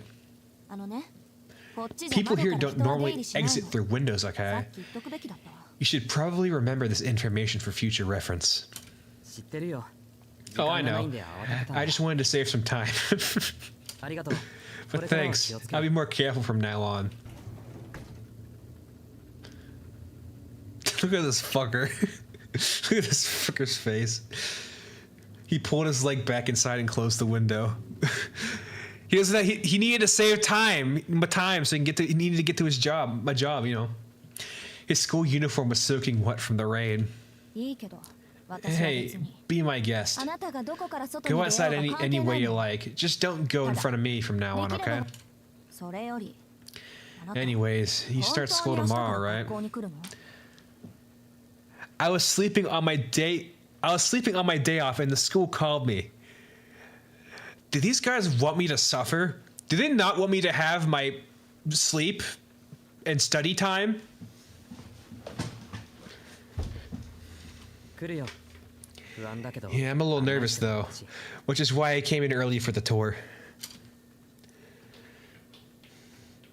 He bid her farewell before running away down the hallway. She hoped he would walk down the stairs and leave through the school entrance like a normal person. I love our Cinemassacre truth memes too, bro. They're fucking awesome. I love them. I wonder if he's really going to be okay here. The image of him disappearing into the distance popped into her head, in spite of her ire. She had no interest in spending any more time with him, and yet she felt strangely anxious. She couldn't tell if the feeling was fueled by concern or irritation. Why had she even gotten angry with this insignificant transfer student in the first place? A strange day with a strange transfer student resulting in strange emotions. her head tilted as she reflected on what should have been a more enjoyable day than the irritating experience she just had. ま、言った Whatever. どうせこれっきりなんだ It's し not as if I'll see him again. The sound of the rain echoed quietly all around her. The gray sky seemed frozen in time. It was impossible to discern whether it was morning or evening. Mr. Yamashiro and Aoko were likely the only ones left at school. The unlit classroom looked overly gloomy and ominous as Aoko stood in it alone. She pulled up her sleeve. Her dainty, unremarkable watch showed that it was almost 1 o'clock. 時間 He was right about the time. She looked out the window at the grounds below. She saw a boy in uniform running through the rain without an umbrella, a sight she must have seen before, but for whatever reason affected her far more than she wished.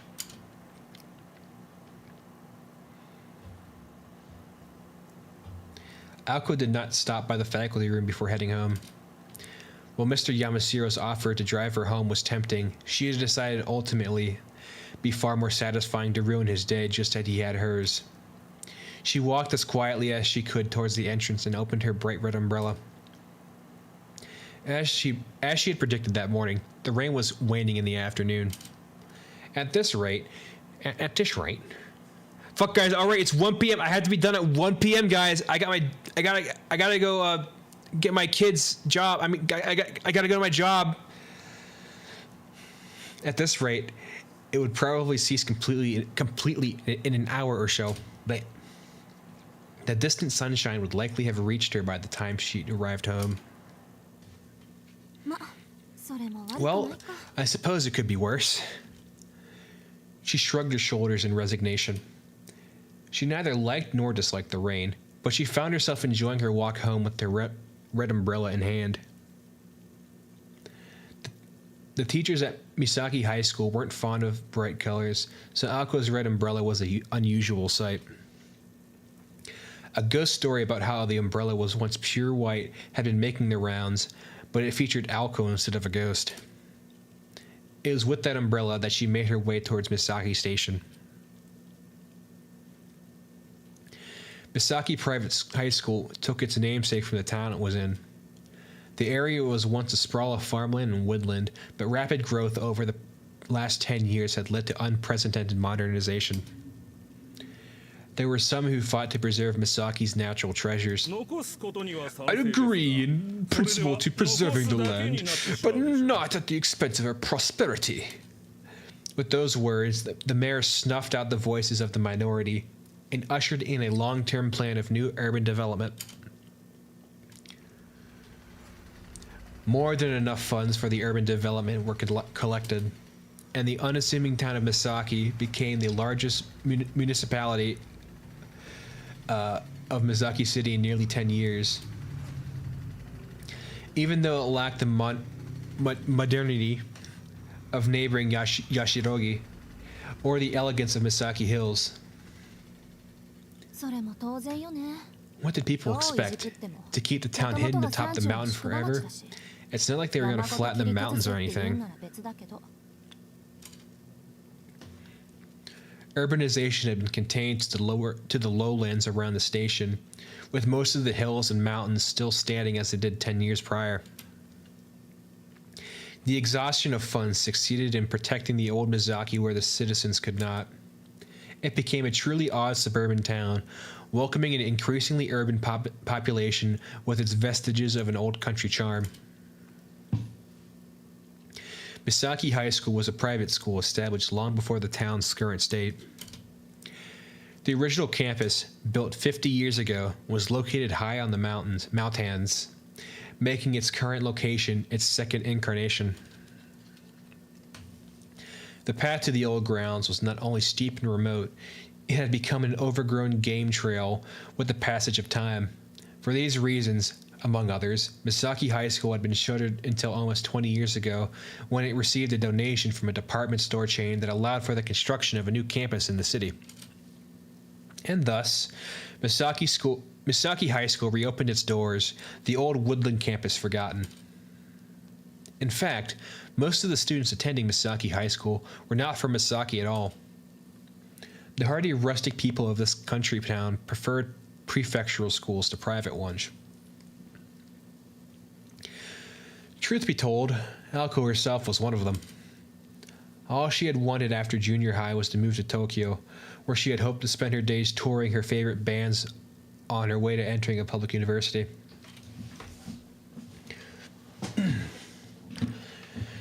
But her hopes were dashed with her sister's departure, so here she was, walking alone in the town with only a red umbrella to keep her company on what should have been a day off. 思い返してみると Looking back on it now, it's like my whole life has been one disaster after another. Her frustration evaporated into the cold December air. でもまいっか Oh well, 退屈だけ at は least し it's ないわ not けだし boring. Baby metal in college, baby. Yeah, are you gonna go tour your favorite bands too, baby? With those words, her mood brightened a bit as she left the school in her wake. I think this takes place in like the 80s. I don't think there's no baby metal yet. The busier part of town met her at the bottom of the gently sloping road.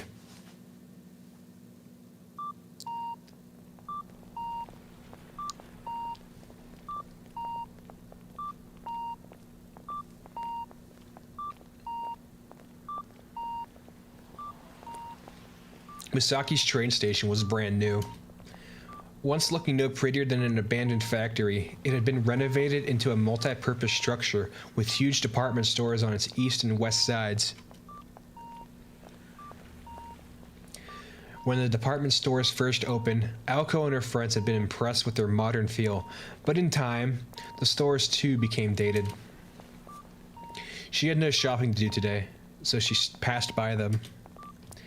What she really wanted to do was rest at a cafe, but she fought the urge, knowing her roommate would never let her hear the end of it if she frittered away all her money.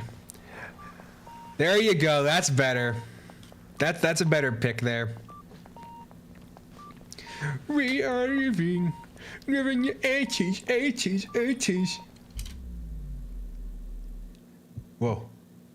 Time to stop. She looked back and blinked. For just a moment, she could have sworn she saw someone suspicious in a red dress out of the corner of her eye. Never mind.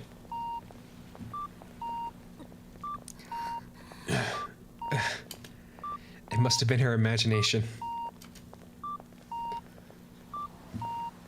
The sixth sense chill she was experiencing down her spine was a familiar one at this point. She continued her walk home, brushing off the event as if it had never happened. In time, the chill faded, and all that was left was the sounds of the town. She sighed heavily. Had she imagined it? Even if it had all had been in her head, she was far from comfortable with the feeling that still lingered.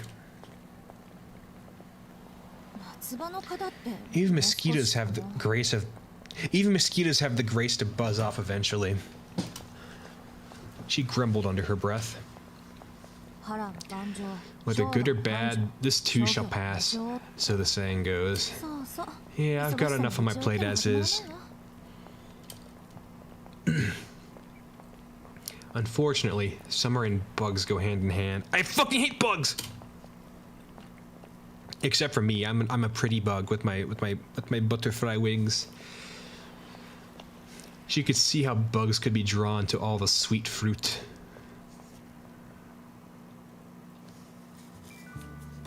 Ooh, this is fun music. Fun. Is this where Sojiro works? Rank with grease and heat, the kitchen was closed for the time being. The lunch rush had come and gone. But one last battle remained, dinner time. Only after the evening chaos could the kitchen crew remove their white armor and call it a day.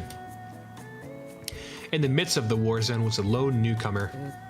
Do I have to wear this? His voice was uneasy, betraying how new he was. I know how you feel, man. I feel the same. Unfortunately, it's the boss's orders, so you have to suck it up, okay? The future of this shopping arcade is at stake, apparently. I really hate to ask, but the rain has stopped, so would you mind going out for me? Get back in one piece and I'll buy you dinner. His bright orange co-worker clasped his hands together as if to beg for forgiveness as he saddled him with his unreasonable task.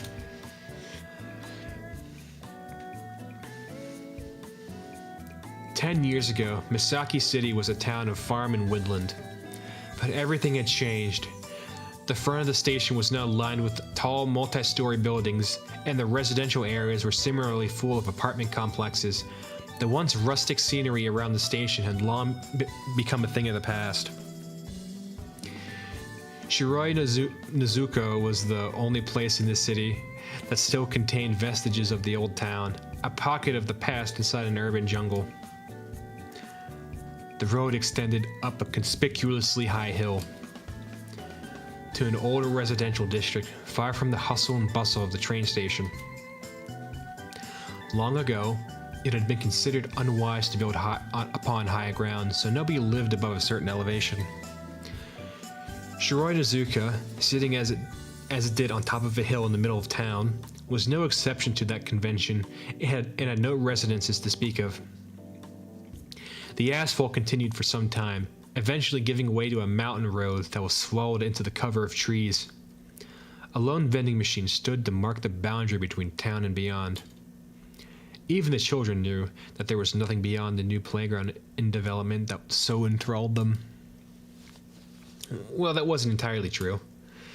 There was nothing besides the haunted house. Ooh. Aoko Ozaki traversed the long slope. Below her, she could see the whole of Mizaki. The symmetrical town looked like a miniature set from this height. It would look like a painting if there had been a sea next to it, but unfortunately, Misaki City was very much landlocked. While it was overcast at the moment, the scene was quite breathtaking on clear evenings. The view was the one thing that made the arduous climb worthwhile, and today, she had been denied even that. I'd cycle home if it wasn't for this rain. Even a bus route would be a fine thing. Aoko had been using this road to get to school for almost 2 years now, but the journey had never gotten easier. When can we see Alice? I want to see her. Huh? Oh, it's locked. I guess Alice isn't back yet. With a weary shrug, she put her hand on the rusty iron fence. Quietly, the heavy gate swung open as if to welcome her home.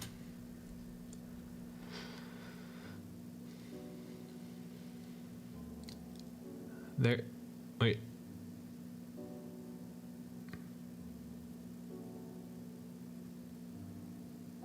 Oh, it's that one song. I forget the name of it. There sits the top of that hill, a haunted house. That is how the story much shared around that town used to begin.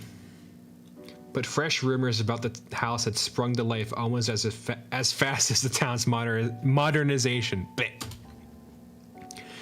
Despite being dilapidated and abandoned for many years, lights can still be seen inside the house at night. An angry murder of crows often gathered atop the hill before mysteriously vanishing. Is that the name of it? It's like you hear it a lot. It's like an old song. It's like royalty free at this point, so I figured I just couldn't remember the name of it. Children get lost in the fog, never to be seen again.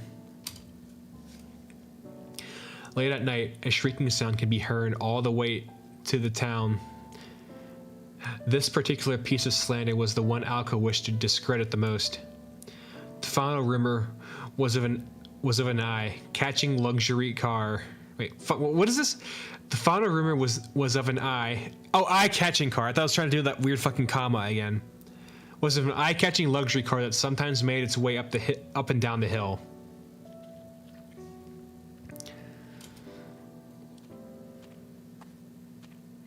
The rumors spread and grew by the day. And while they grew, the house that everyone thought had rotted away was restored over the recent years. Deep in a wood, on top of a hill no one dared to approach. Like a ruin shrouded from the view even on the brightest of days, stood a relic out of time, a building from a fairy tale. Fairies, huh? The house was the Kuonji Mansion. Everyone in town knew about the witch's house on the hill. A witch on the Holy Night, perhaps? It was an unabashedly haunted house where Alko Ozaki resided for reasons known only to her. Maybe because it's a nice house. Needless to say, it was not really haunted. The Kuonji family house was a grand Western-style mansion with a long and storied history, stretching all the way back to England. It was too small to be a dormitory, yet too big to be called a house. The main building contained as many as 3 normal houses worth of rooms and was surrounded by a large, all-encompassing courtyard. The perimeter of the grounds was surrounded by a high iron fence covered in thorny vines. There was also an annex to the main building. Given much extravagance, it was no wonder that inspired rumors. To the town residents, the mere existence of such a lavish and out-of-place mansion on top of a hill was a cause for suspicion. Sus! Rumors, lies, and slander were the prices to be paid for fame. With only 2 lodgers, it was hard to disagree with the perception that vampires must be living there. ま、私はともかく Well, I guess I'm not one, but Alice. She put her hand on the front door. It was a grand double door that would have paired well with the brass lock, and yet it was secure with little more than a simple keyhole. Someone needs to mod the rest chairs in Stellar Blade to be your face. True! I would love that too. I want her to sit on me. Oh, okay. Anyways, pushing it open with one hand, she entered the supposedly haunted house. And by the way, if vampires were not enough to scare you, ghosts were known to appear on certain nights. Oh,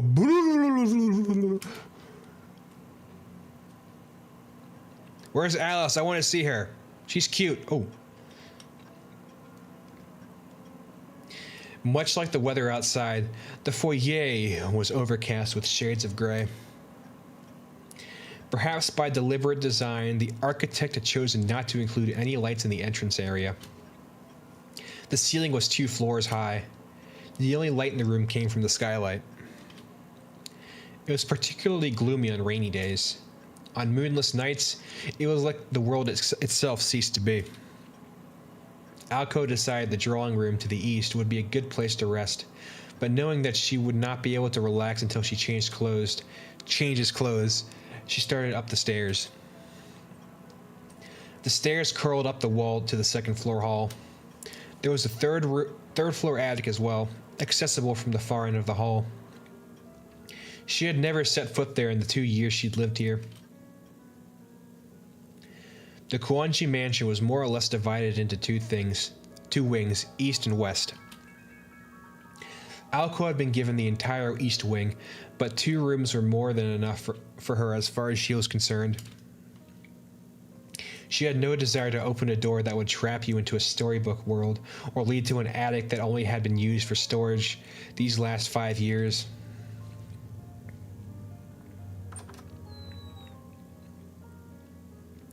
Alko's room was at the end of the east wing's long corridor. She had elected for a smaller room for no other reason other than that she thought it would be easier to clean. It was furnished with a large bed, her beloved mahogany desk, a wardrobe and chest for her clothes, and 2 9-shelf bookcases. That was the extent of what she'd brought from the home. Her entire life of 16 years reduced to this. She'd also borrowed the next room down for her own purposes. そうだアリスにもらった Oh yeah, I have to check on the watchtower. Watchtower I got from Alice.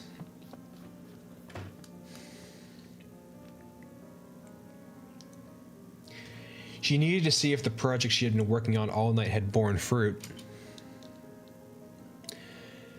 The study next door served as proof of the life she had been living for the last year and how different that life was from the one she had lived before. It was not a room for the person she had been. It was a room for the person she would eventually become. A place of solitude that only she could enter. Or so she thought. Wow. Not only did it break, it vanished without a trace. Looks like I've still got a long way to go. Go ahead, laugh it up, Robin. 笑いなさいよコマドリ Birdie! The noisy neighbor that had intruded upon her sanctuary flew away. While not exceptionally talented, Alco did not lack the effort and was not afraid to fail. One could have almost mistaken her approach for optimism.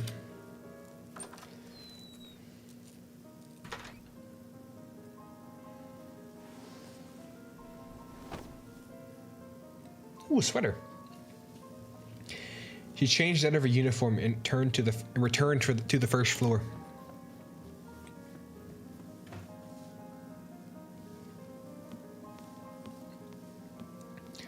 Oh, she got them jeans on too. Ooh, boy.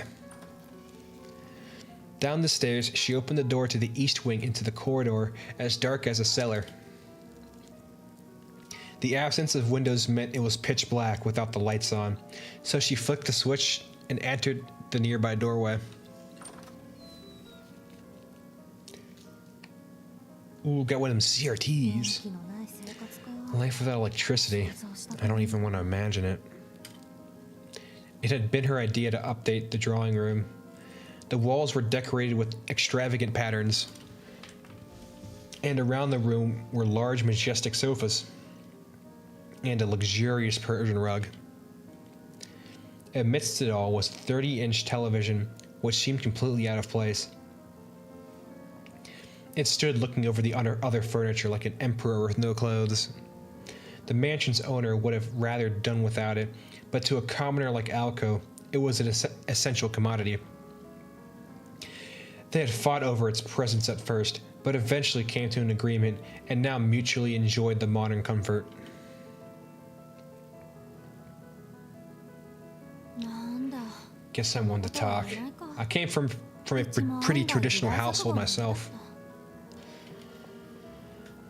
Now in a somewhat pleasant mood, she decided to brew some tea.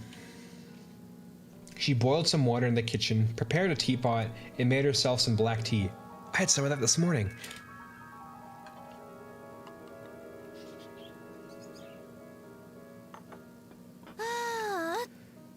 Oof. With a flop, she sank onto the sofa. She took a sip of her tea, then another.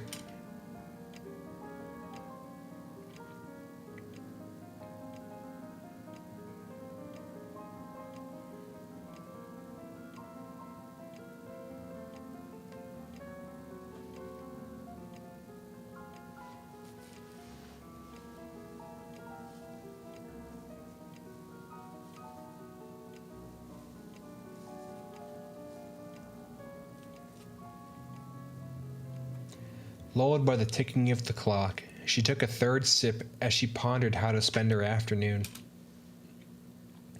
The sofa seemed to be almost inviting her, and she sunk even further into its comforting embrace. Alice, she's here! Alco blearily opened her eyes as she lifted her body up from the cushions. Yeah, it's Alice. This was no dream or delusion. At some point, a girl had sat down across from her. Not the least bit surprised, she reached for her teacup. But the tea within had gone completely cold. 寝てた Did I doze off? She asked the question to the girl on the other side of the table. Yep. The girl answered without lifting her gaze.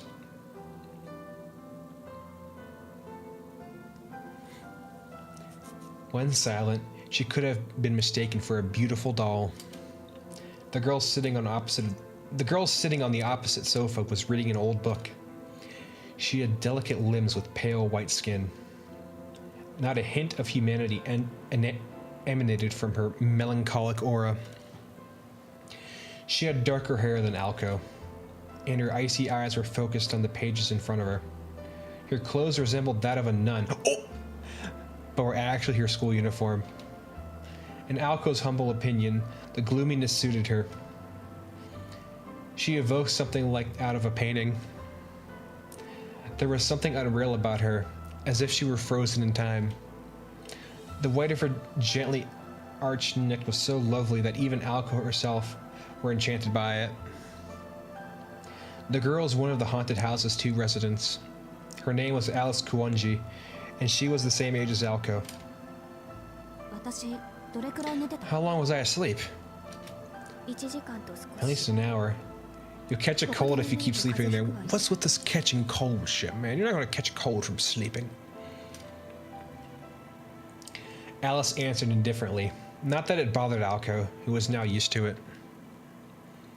She looked at the clock on the wall and saw that it was already 7.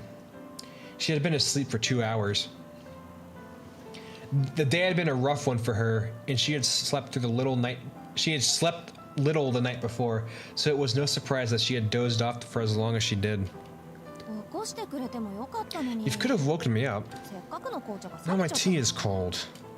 私が来た It 時 was already cold by the time I もう got 冷め here. てたでしょうね。行ってみただけ。 I'm sure it was. I'm just saying. Alco drank down the rest of the cold tea in one gulp. In the poorly heated Kuonji mansion, that was more than enough to clear her head and wake her up. こうなると Nothing quite beats this tea, 何もないわね。 not even an expensive kind for Britain. おかえり、アリス。 Anyways, welcome back, Alice. The universe seems determined to keep me from even the occasional luxury without you. 今日は薬日か天中殺か。 What is it about today? Is it just my luck or what? 十分ありかもね。 At this rate, I'm due a temple visit just to be safe. Alco shrugged his shoulders as if resigning herself to her fate. それで何が Something happened? After 2 years together, they knew each other quite well. Alco had one way of asking questions, and Alice had another.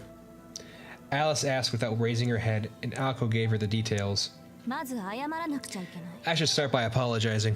昨日徹夜で The 完成 project I させ was た working 例 on の all night was a total 意味がなくな failure. っちゃったの。 I only took my eyes off it ち for ょっと目を 1離 second, した隙に吹っ but I 飛ばし think すぎて it 壊れちゃ blowed った over and fell apart. そうならないよう循環のコード Though を I'll 2、3 add 本 that I 外したり shuffled 統 the 合したりして circulation codes as a precaution. Alco tried to laugh it off as if it was someone else's problem. どういうこと And 今朝休養が入って something came up this morning, and I was called into the school. They made me show this transfer student around, and it took up my whole day. By the time I got back, it had vanished without a 跡 trace. 形もなく消えてました。怒るアリス You're not mad, are you? 別に Hardly. 青子の器物 If I got 破産 mad に every いちいち time you 怒っていたら broke something, there 一 wouldn't 生分の口 be 論 an をする end こ to と the になる fighting. でしょう。代用品はあるから I have ま more た一から始 materials. めればいいわ。 You can just start over. それより However, aren't you really the one who's angry? Alice was very much on point today. It was true that, despite outward appearances, Alco was seething with frustration. That aside, ええこの転入生 sure っていうの enough, が the ひど student くずれて council た I ね mentioned earlier was a real piece of work. Or the student I mentioned, not student council, what the fuck? すごい山奥で暮らしてたらしくて He's been living deep in the mountains and has literally no common sense.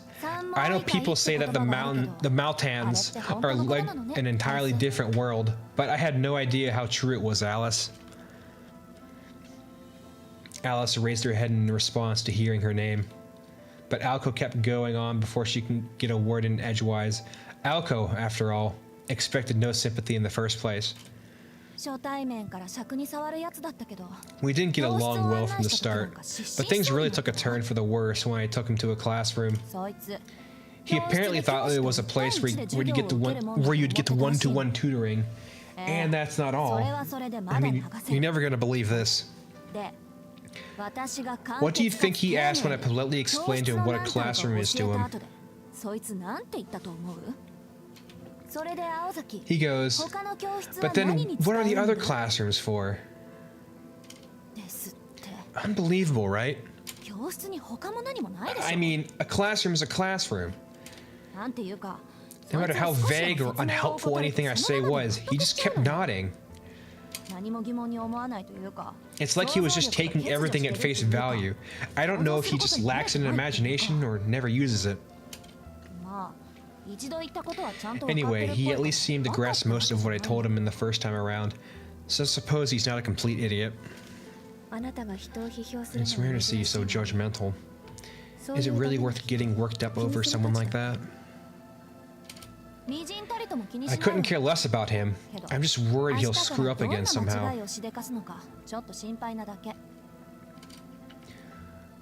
What she was really worried about was having to clean up that mess if and when it happened. That had to be it. If not, it would mean that she had no real idea why she could not get him out of his head. Well, he was a weirdo, all right. You two would probably hit it off great. Another world in the mountains doesn't sound too bad. But from her eyes, it was clear that the question of whether they would get along was irrelevant, given that they would never meet in the first place. Alco gave a non-committal response. Anyway, what have you been reading? Look at server PFP? Okay.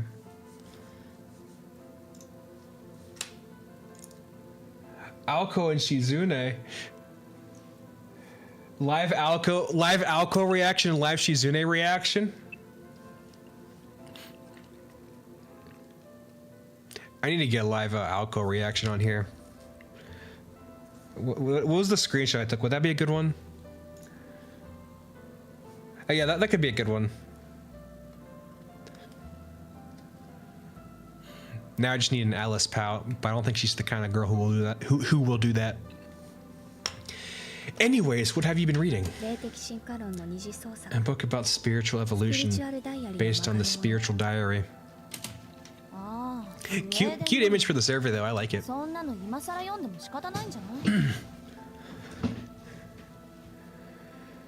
Okay.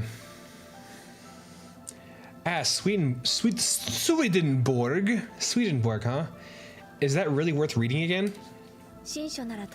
I wouldn't bother if it were the original, but this is a knockoff. It exaggerates the pros and cons of Swedenborg's style, and it reads like a well-written adventure. Having the secret organization camp standing in his way was a nice addition. The handwriting of the notes in the margin belongs to your grandfather, by the way. Huh? I had no idea he was into that sort of thing. He had a great sense of humor. I really miss him. Alco seemed nostalgic over her now deceased granddad. He just contacted you this last summer, didn't he? Do we really have to go there? Why can't dead stay dead? Alco sighed and laid back on the sofa. The soft cushions caved in under her weight. As I was saying, Alice shot a glance at Alco. Her body buried in the sofa remained as still as a corpse. It was clear Alco had tuned out of the conversation. Alice silently chastised her with a look. The more she thought about it, the less important the events of the day seemed to become. If she just ignored Alice, the conversation would end there. They would eventually get up and leave today's mistake unresolved for another day.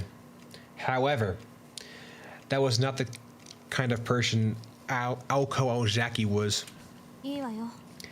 Yeah, what is it? She asked, still lying down. It's upsetting that you failed today.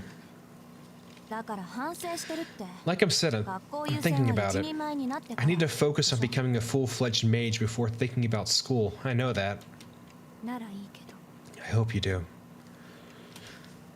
The coldness in her voice made Alco gnash her teeth. She knew what Alice wanted to say. She knew better than anyone. The veneer she wore for school was different than the way she lived at home. While it could be called hiding in plain sight, Alice thought it was silly. And what the silence told her was, 覚悟を決めろって言い make た up い your んだ mind ね already. あんたは I know. Today's failure was not a colossal one. She just happened to upset the delicate balance between her home and school lives, chasing one at the expense of the other. Yeah, a mage? Yeah, she wants to be just a mage.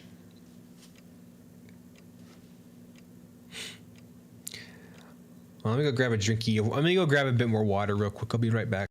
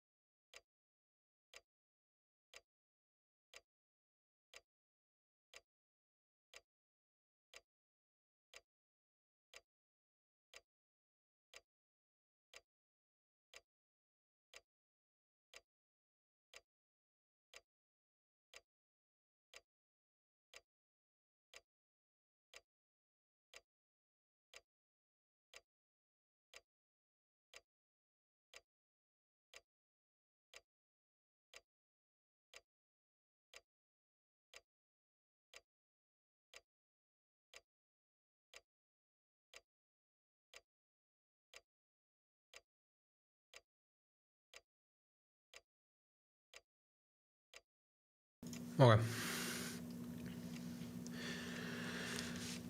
MO Masters Stellar Blade. I get it.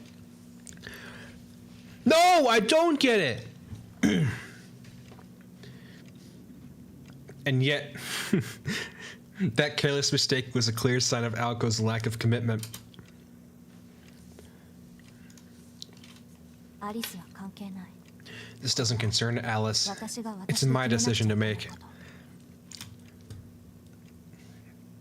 She had only known for sure for the last year and a half. But she had a hunch for as long as she could remember. Make the choice, and the day will come. It was little wonder that her morals and conscience had been stripped away. Alco pushed herself back up. She was met by Alice's cold beauty and wordless gaze. オッケーアリス Okay, 来週中に Alice. 決着を We つけ can よ do う it next week. それでいいんでしょ That work for you? ええ As long as it works for you. Alco could not help but shake her head, feeling like she was hearing something similar to the second time that day. Even in the comfort of her own, she couldn't banish the thoughts of that country boy from her mind. じゃあ下準備はよろしくね I'll let you set it up then. That's still beyond my abilities.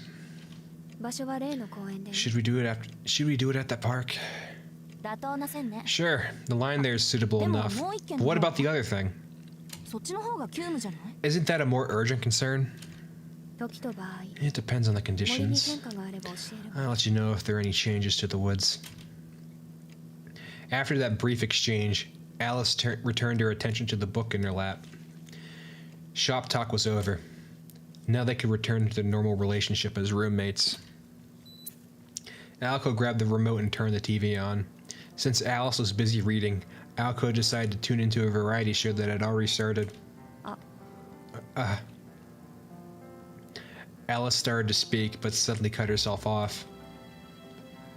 One of her delicate hands raised to her mouth.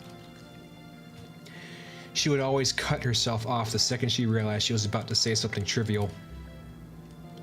Sometimes her self-restraint would hit her too late, and she would make a gesture like the one she was making right now. It occurred to Alco that the sound her cute little roommate made is a little different than what she blurted in times past. 何 What is it? Alco turned down the volume on her TV. Her intense eyes lit up like those of a mischievous cat. どうということはないんだ。 It's nothing really, but ないんだけど。 but what? Alice looked away bashfully, not knowing if she should bring it up or not. It was times like these that her expression carried a real warmth and surprising charm. If he could see her in this moment, Alice's father would have to admit that her name suited her perfectly. 今日。 It's just that I saw something strange on my way home and wanted to tell someone about it. Alco nodded, beckoning her to continue. つまらない。本当に It's silly, really, けど、 but I just can't make sense of it no matter how much I think about it. あ、 Alco, 人間 do you have any idea why a man-sized cat would be riding around town delivering meals to people? For a second, Alco thought Alice was trying and failing miserably to make a joke again. One would think that about anyone, really. But she seemed completely serious.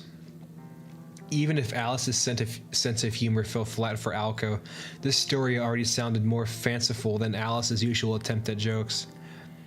Alco concluded that her roommate was talking about something that she had actually seen. There were a few things off about that.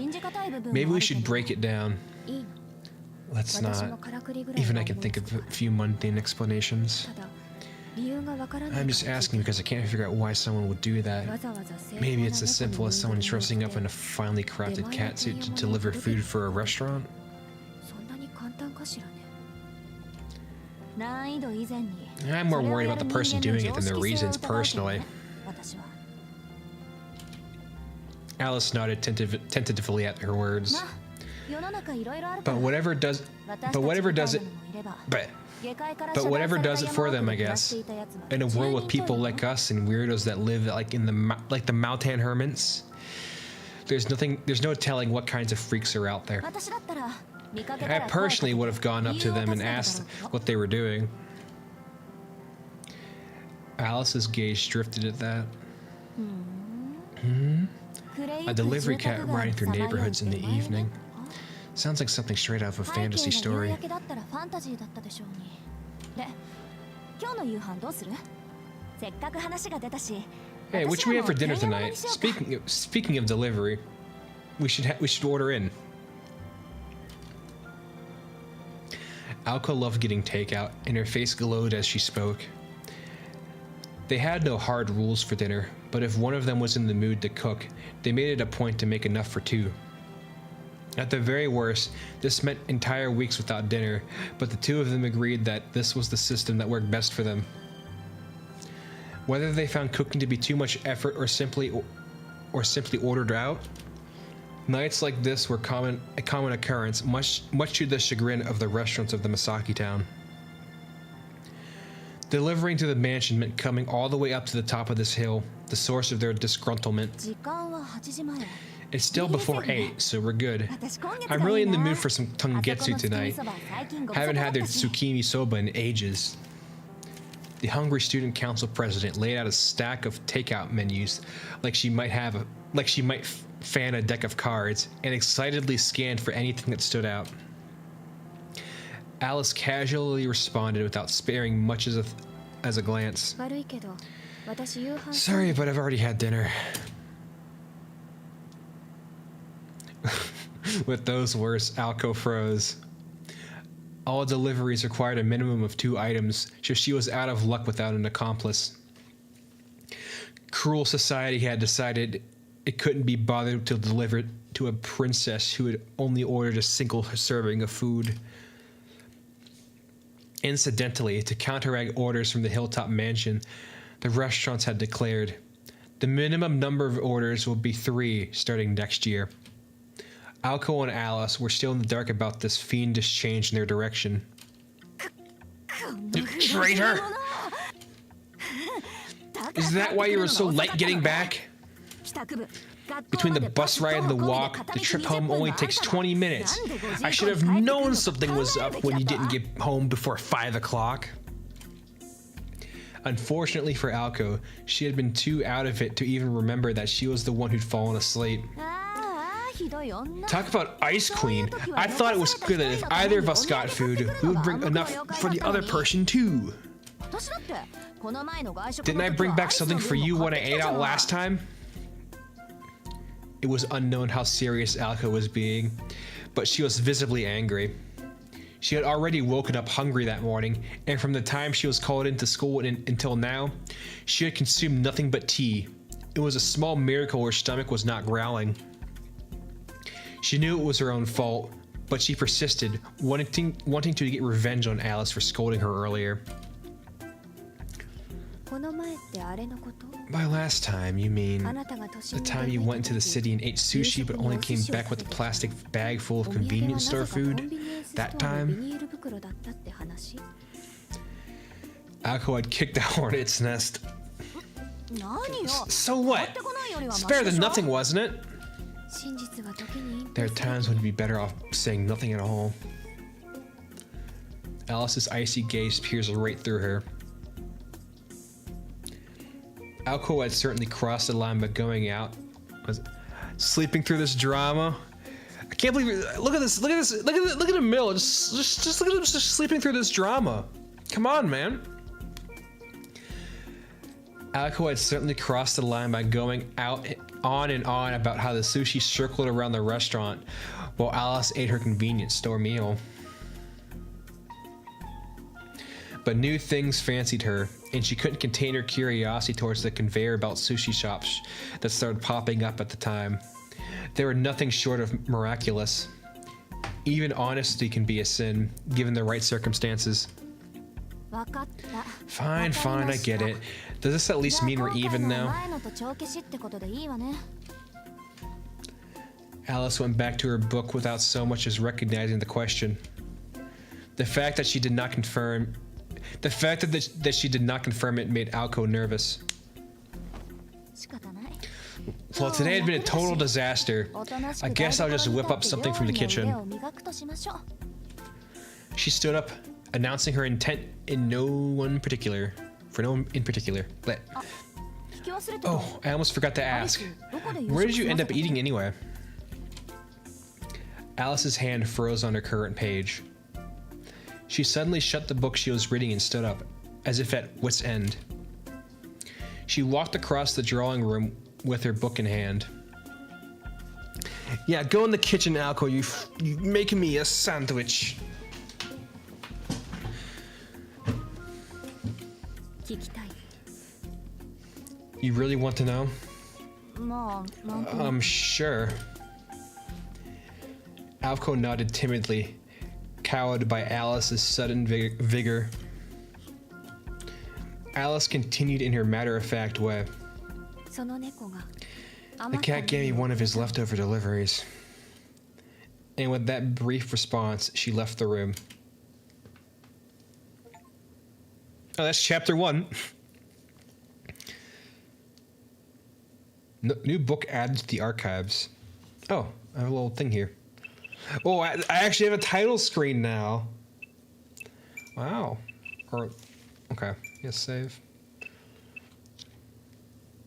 Well, let me grab a little snack here real quick. I got me some pork rinds.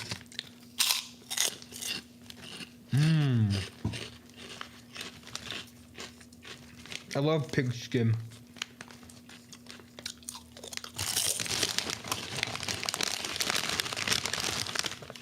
Now you get some mukbang ASMR from me. So good.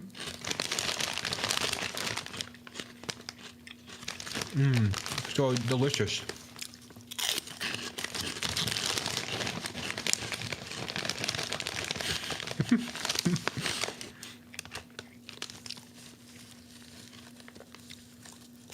Okay.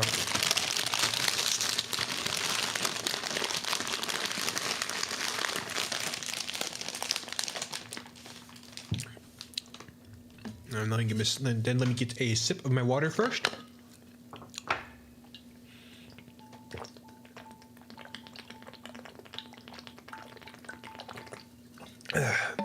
Okay.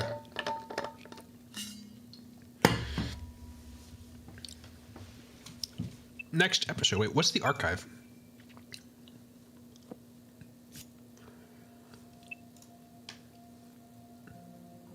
What are these?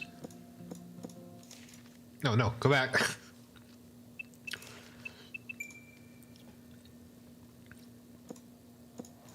What is this?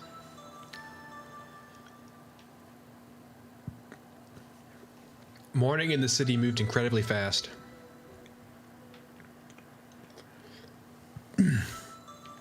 It made one wonder if it was even a morning at all, with people so bright-eyed and bushy-tailed.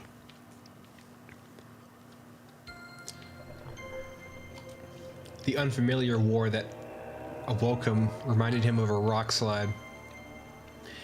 The identity of the monstrous sound was an engine of a motorcycle. Mr. Yoshida, his neighbor, was leaving for work. It was hard for him to determine when night ended and morning had begun here. The town's urbanization was synonymous with insomnia. Already? It's barely sunup yet. Where could Mr. Yoshida be going so early?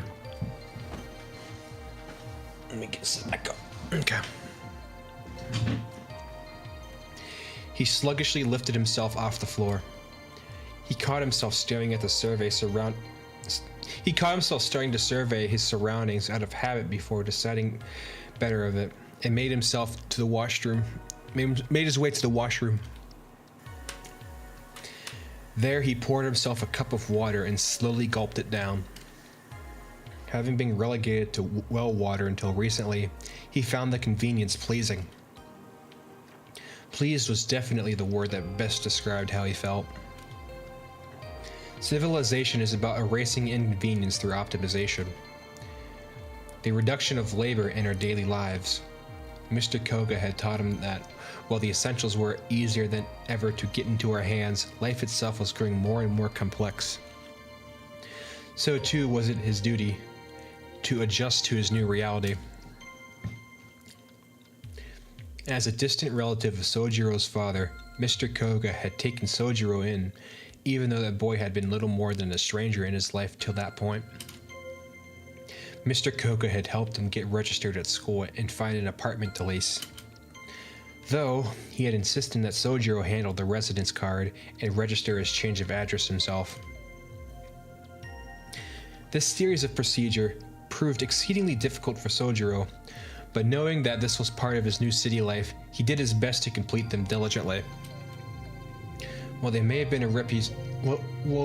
have a reputation for being a stickler for the rules, city offices aren't all that bad.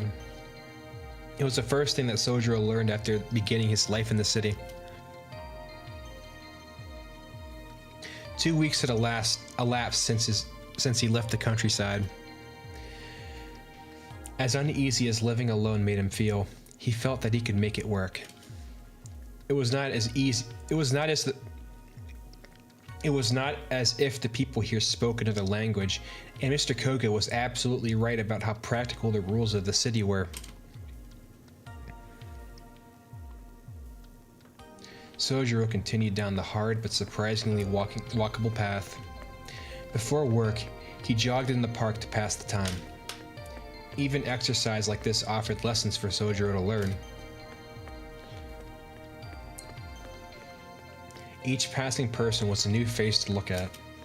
The old man who greeted him, the young worker with his eyes on the ground, and the girl on the bench surrounded by birds. They were all unfamiliar sights to Sojiro. Unaccustomed to the city, he labored to understand its rules. Whether they were complex, simple, or completely meaningless, compared to the mountain life, which only dealt with nature, city life left one with way too many options. One can argue that such an environment was toxic for Sojiro. His life was a string of unsettling moments. But amongst it all, there were rules that he sincerely admired. For one, that the city revolved around various forms of profit and loss. The fact that one only needed money to get the bare essentials to survive the city was a comforting thought to Sojiro.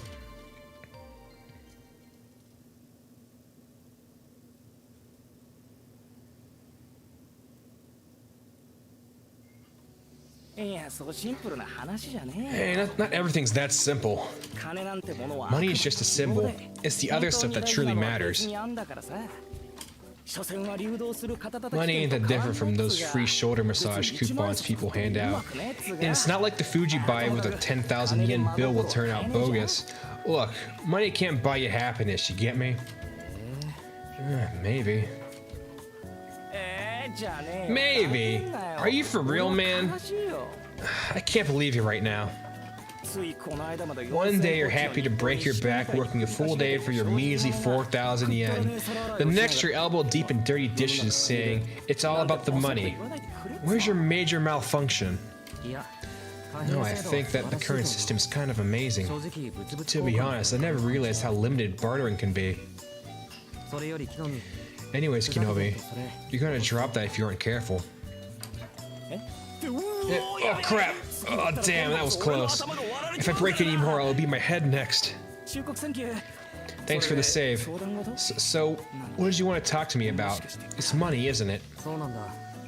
Exactly. I learned my lesson the hard way, but now I know it's better to have more money than less. That's why I'd like to work even more than I do now. Are you for real? You already wash dishes like a machine. Didn't I? Wait. Didn't I just how money? I think it's a type. Wait. Didn't I just how? Yeah, that's probably a typo there. Didn't I just say so? Didn't I just say how money can't buy happiness? Love can. But back right up. Why is the water so cold? Say, we should probably get paid more for washing dishes in the winter, huh? It's cold, alright, but nothing I can't handle. Mountain water is so cold it hurts. I didn't mean it was ice water, you hick. That thick skin of yours can be real annoying, you know that?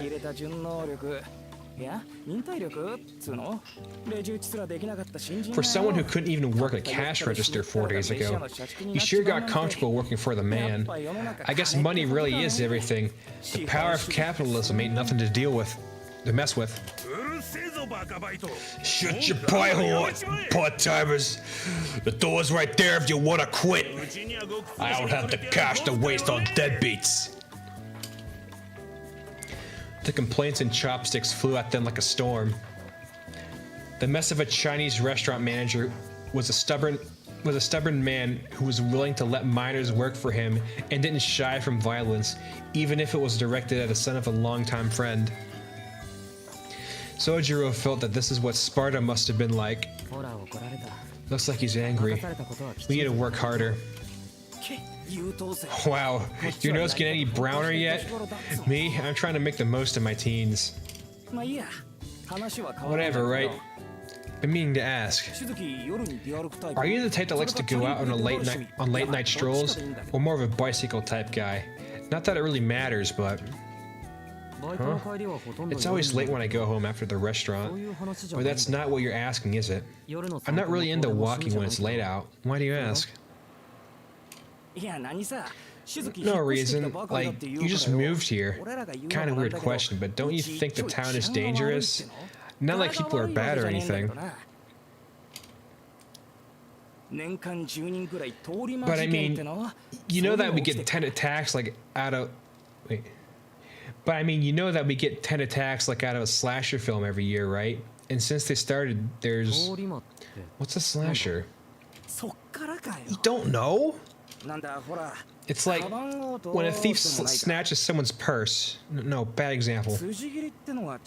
It's more like someone killing to see if they can get away with it.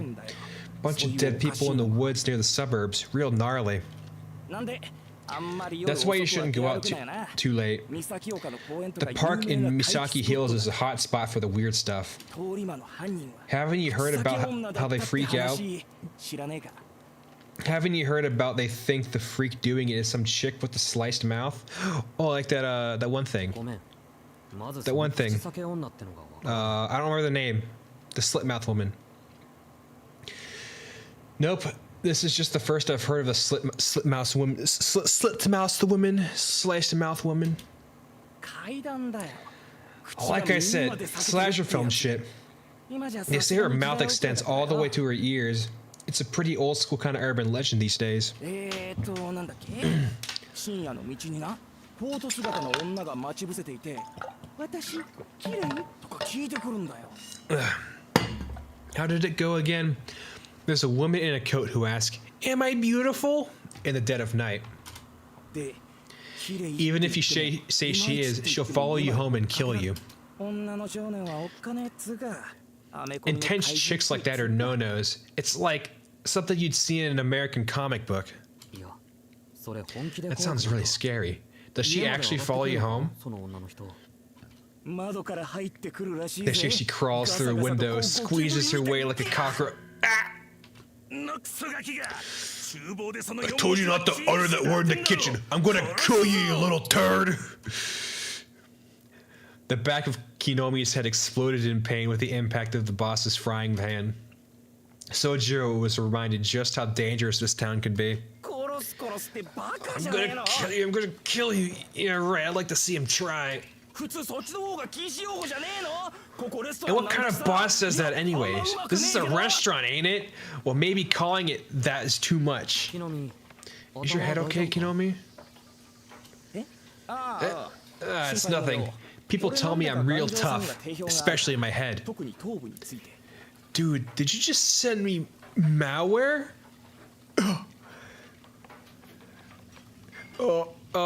No, it's just coincidences, bro.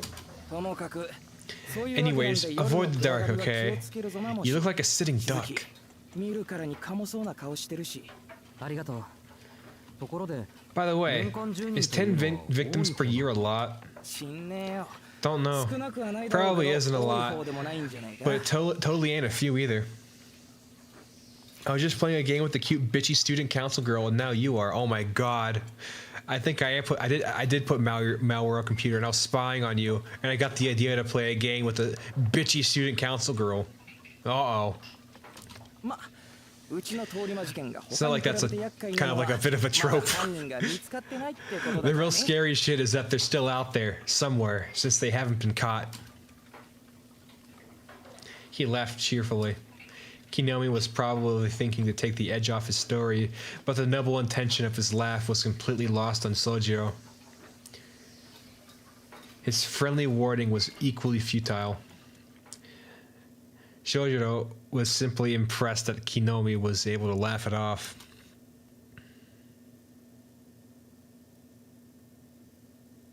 On the way home, nobody ahead or behind, Sojiro proceeded through this dimly lit street when suddenly, he turned to face an improbable sound. あいた Ouch! Something stabbed him in the head, and he fell to the floor. Oh shit!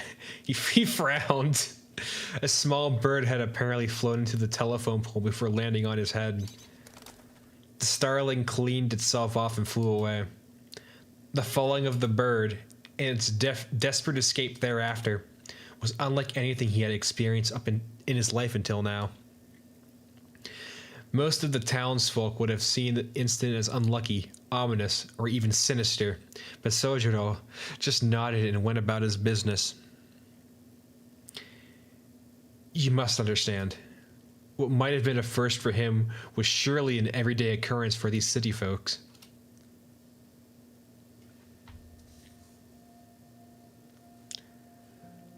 And what are these? Are these all the same book? Oh yeah, these are all this. Okay. Oh, we can get to go bullet. What is this shit? Are these chocolate?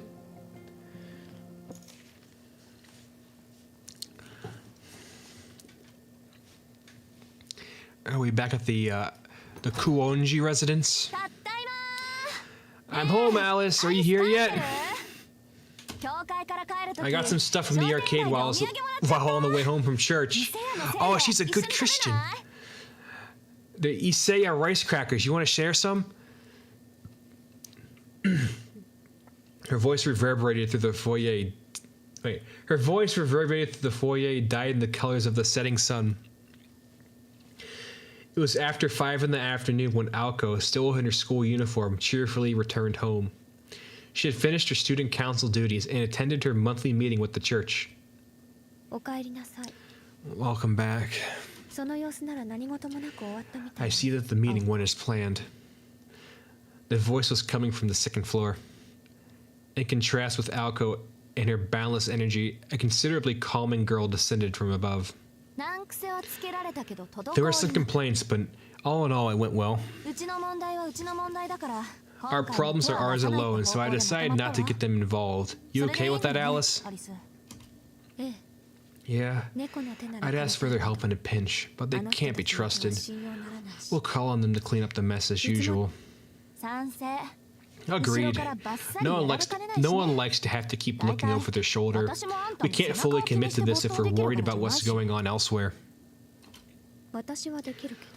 Well, I can, but 青子は単に you don't have ま time だ for それ that, ほ do ど you, の余裕が Alco? ないだけでしょ。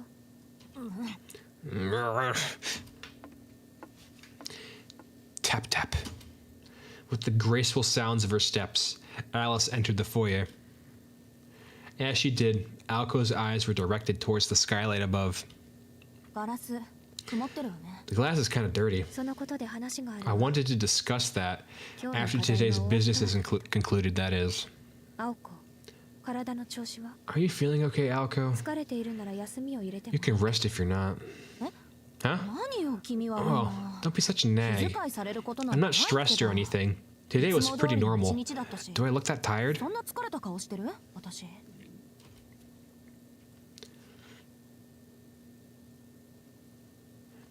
As school activities went, today's were a breeze. At a glance, her school life might have seemed almost idyllic. Though the more she thought about it, some headache-inducing incidents may have stood out here and there. And with some sincere introspection, Alco might have recognized the signs of her own mental fatigue, but doing so would have further added to her stress. ストップ Okay, なんで帰ってきた enough の about かあんな that. ののことで I 疲れ didn't なくちゃ come いけ home ない just to stress over school. 今日の What 課 were we 題 learning って about 書 today? の一種でしょ Memorize basics, right? Wish. 問題ないわすぐ始めましょう Then let's get started. 今日はなんか勢いで I feel like I う can まく master 伝えて anything もする today. し Alco focused on shredding her anger and stress. Shedding. And heading upstairs with gusto. どうしたのよアリス Aren't you の部屋で coming? やるんじゃないの I thought we were going to do it in your room, Alice. Oh, they're going to do it together, huh? Oh, boy. The formerly dressed Alice nodded in slight dissatisfaction. それで伊勢屋のせんべいって今日の This is a cute face. Are we going to eat those Isaiah crackers today, or... She looked at the freshly baked treats Alco was holding.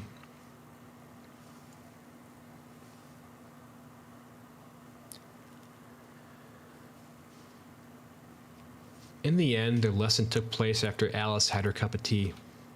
For an apprentice like Alco, Alice Kuonji was the kind of roommate and teacher that was hard to come by. If she insisted that Alco rest to preserve her health, Alco had no choice but to comply. The lesson was over after 2 hours, so the two finished the dinner they had prepared and decided on a change of venue for where they would spend the last hours of the day. Oh, it's the song again. Wait, why is my face stuck? My face is... Oh, there we go. I don't know what the fuck happened. Nope. My face keeps freezing. Hold on.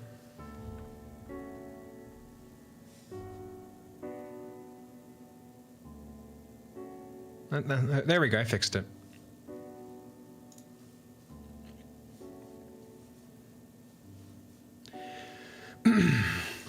The sunroom was next to the drawing room in the east wing of the residence and offered a view of the beautiful grounds.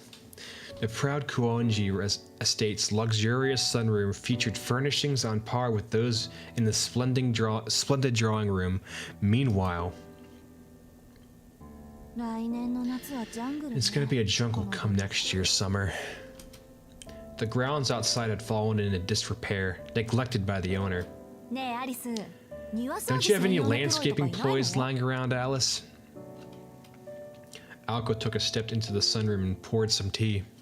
探せばいるかもしれないけど。 I'm sure I could find one, but it would take some effort. Playing along with her roommate's joke, Alice made to sit in her chair. Balls! Just as she caught sight of the box of chocolate on the table, her lovely eyes narrowed into a frown. 何よ。 Don't be like 言 that. っとくけど Today's screw up 今日の was 失敗 half your は fault, 半 you 分 know. アリスのせいよ。おせんべいで気が緩んだのが Maybe the 敗因っていう rice か crackers threw us off our game, or maybe it was me being too aggressive that turned that wish into a Gondor. But still, 6個。 we're down to 6 pieces. なんだ。 We are? そっちのことか。 Wait, that's what you're upset about? Alco's eyes stared intently at the box of chocolates. You could search the world and never find a finer selection of chocolates. The brand was Sixpence Songs, apparently. で、鏡の話をするんだっ So, け。 what was it about the mirror you wanted to talk about? あれ、今洋館モードから岬モードになってる It's still in Misaki mode, right? Not mansion mode? ええ。 Yes. The mansion can take care of itself for the time being, so I changed its target to Misaki City. それが昨日 Things have been cloudy there since yesterday. 少しずつだけど。 Now I know for certain that with each passing day, the forces arrayed against us grow. 包囲って数が増えた。 You mean there's more of those things? 捕捉していた1名はもちろん。 There's the one who was captured, and I've witnessed 2 other suspicious types.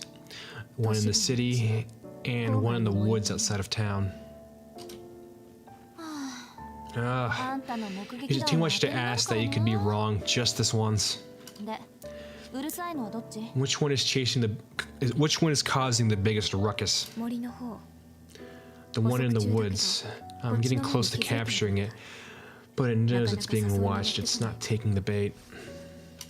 そっか。 I see. じゃあ今夜仕掛ける。 You want to go after it tonight? To go after it tonight. One simple suggestion that would change the course of her life forever. It was no overstatement to say that this was a roll of the dice that would decide whether she had the moxie to survive the experience of jumping out of a plane with a torn parachute.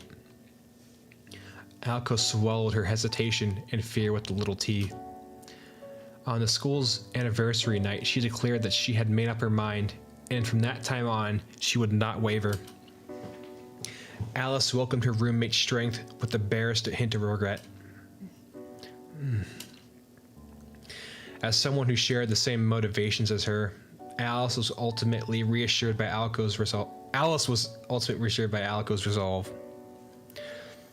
What do you prefer, winter or summer? Obviously, fucking winter. I hate summer. It's too hot.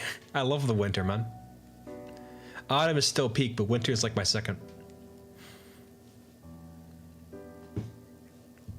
It's like no contest for me.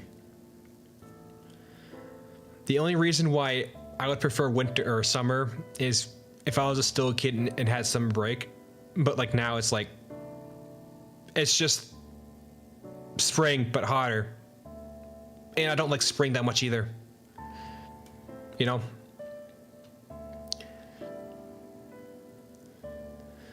Well, perhaps more pleased than reassured. All in all, it had taken the better part of a year, but finally Alco had stepped outside of Alice's shadow.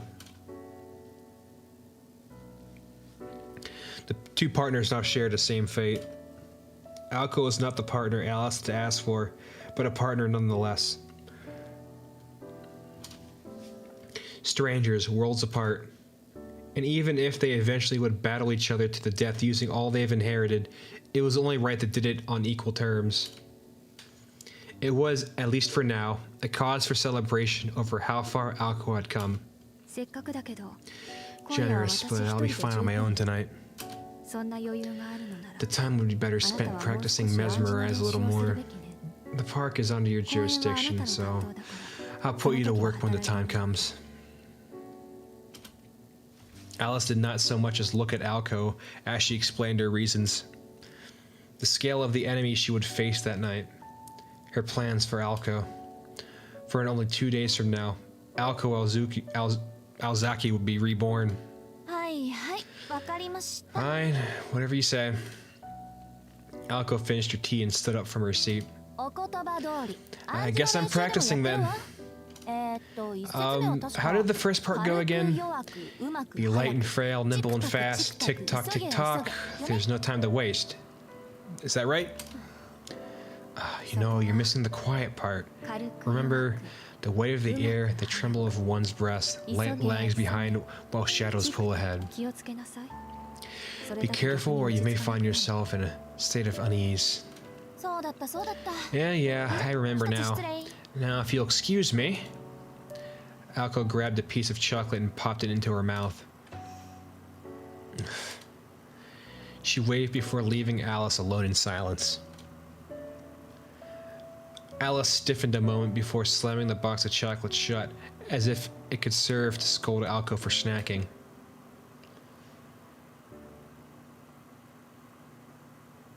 Okay, well, that's probably as much as I'll do today. Cause it's almost 10 o'clock, guys. I gotta go at 10. How do I go? Okay.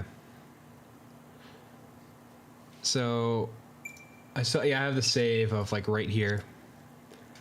I'll probably do the other 2 side stories and then go to the next episode, probably. And that will be Thursday.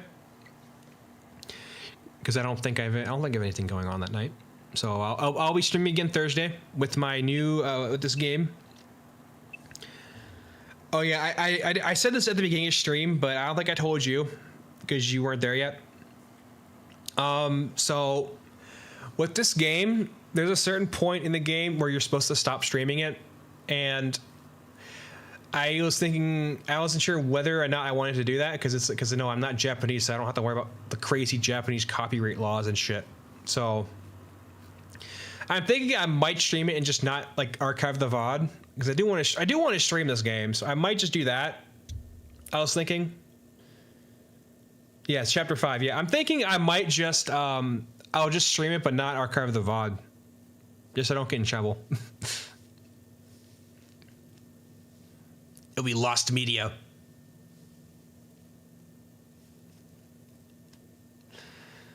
But yeah, how do I title?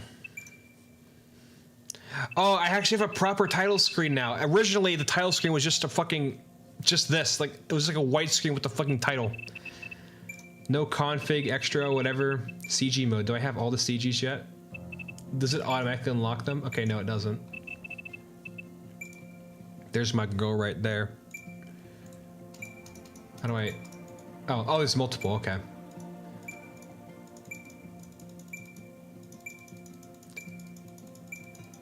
I must look at all of the Alice pictures, okay. Damn, is there only one CG of her so far? Lame. Whatever. Oh, this is how I go out. Wait, sound mode. Does it have? Can I? Oh, I can't play the one song I really like yet. I actually have to encounter it in game. There's one song in the soundtrack of this game that I really like. But anyways, exit the game. Okay, time to go to... Where is it? Where the fuck is... Here we go, fun room. Here we are. Back at the fun room. I'm just gonna chill out. Do you got anything else to tell me, Emil? Emil of Masters? Master Emil? Anything you must say to me? Or should I, or is it time to end? It's time to end this.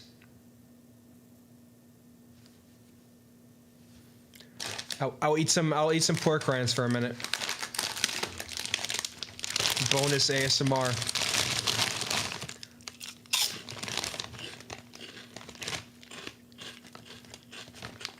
I like pork rinds.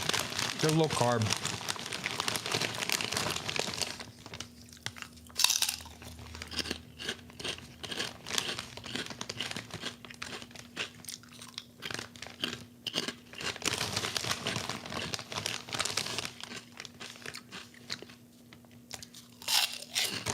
You know, one time. Your mama's so stupid. She lives at.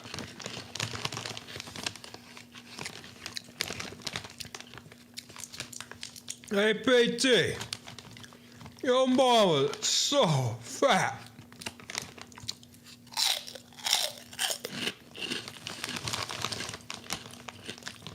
She lives at 14 Branchland Court.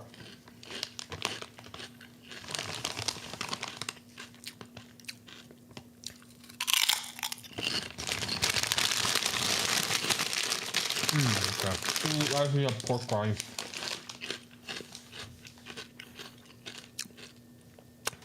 Actually, I also got 14 Branchland Court. Yeah, that's my address.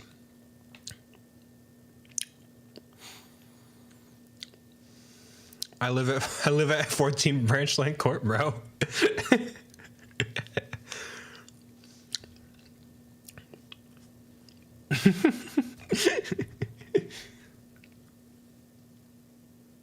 Why don't you come and visit me and my sweet mother? Yeah.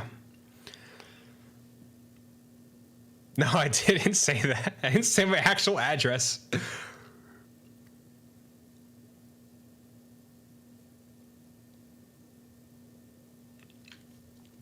Okay, guys, I have to go. It's 10 o'clock now. I have to go at 10, so I have to end the stream today. So I'll see you guys later. It is at 10. Goodbye.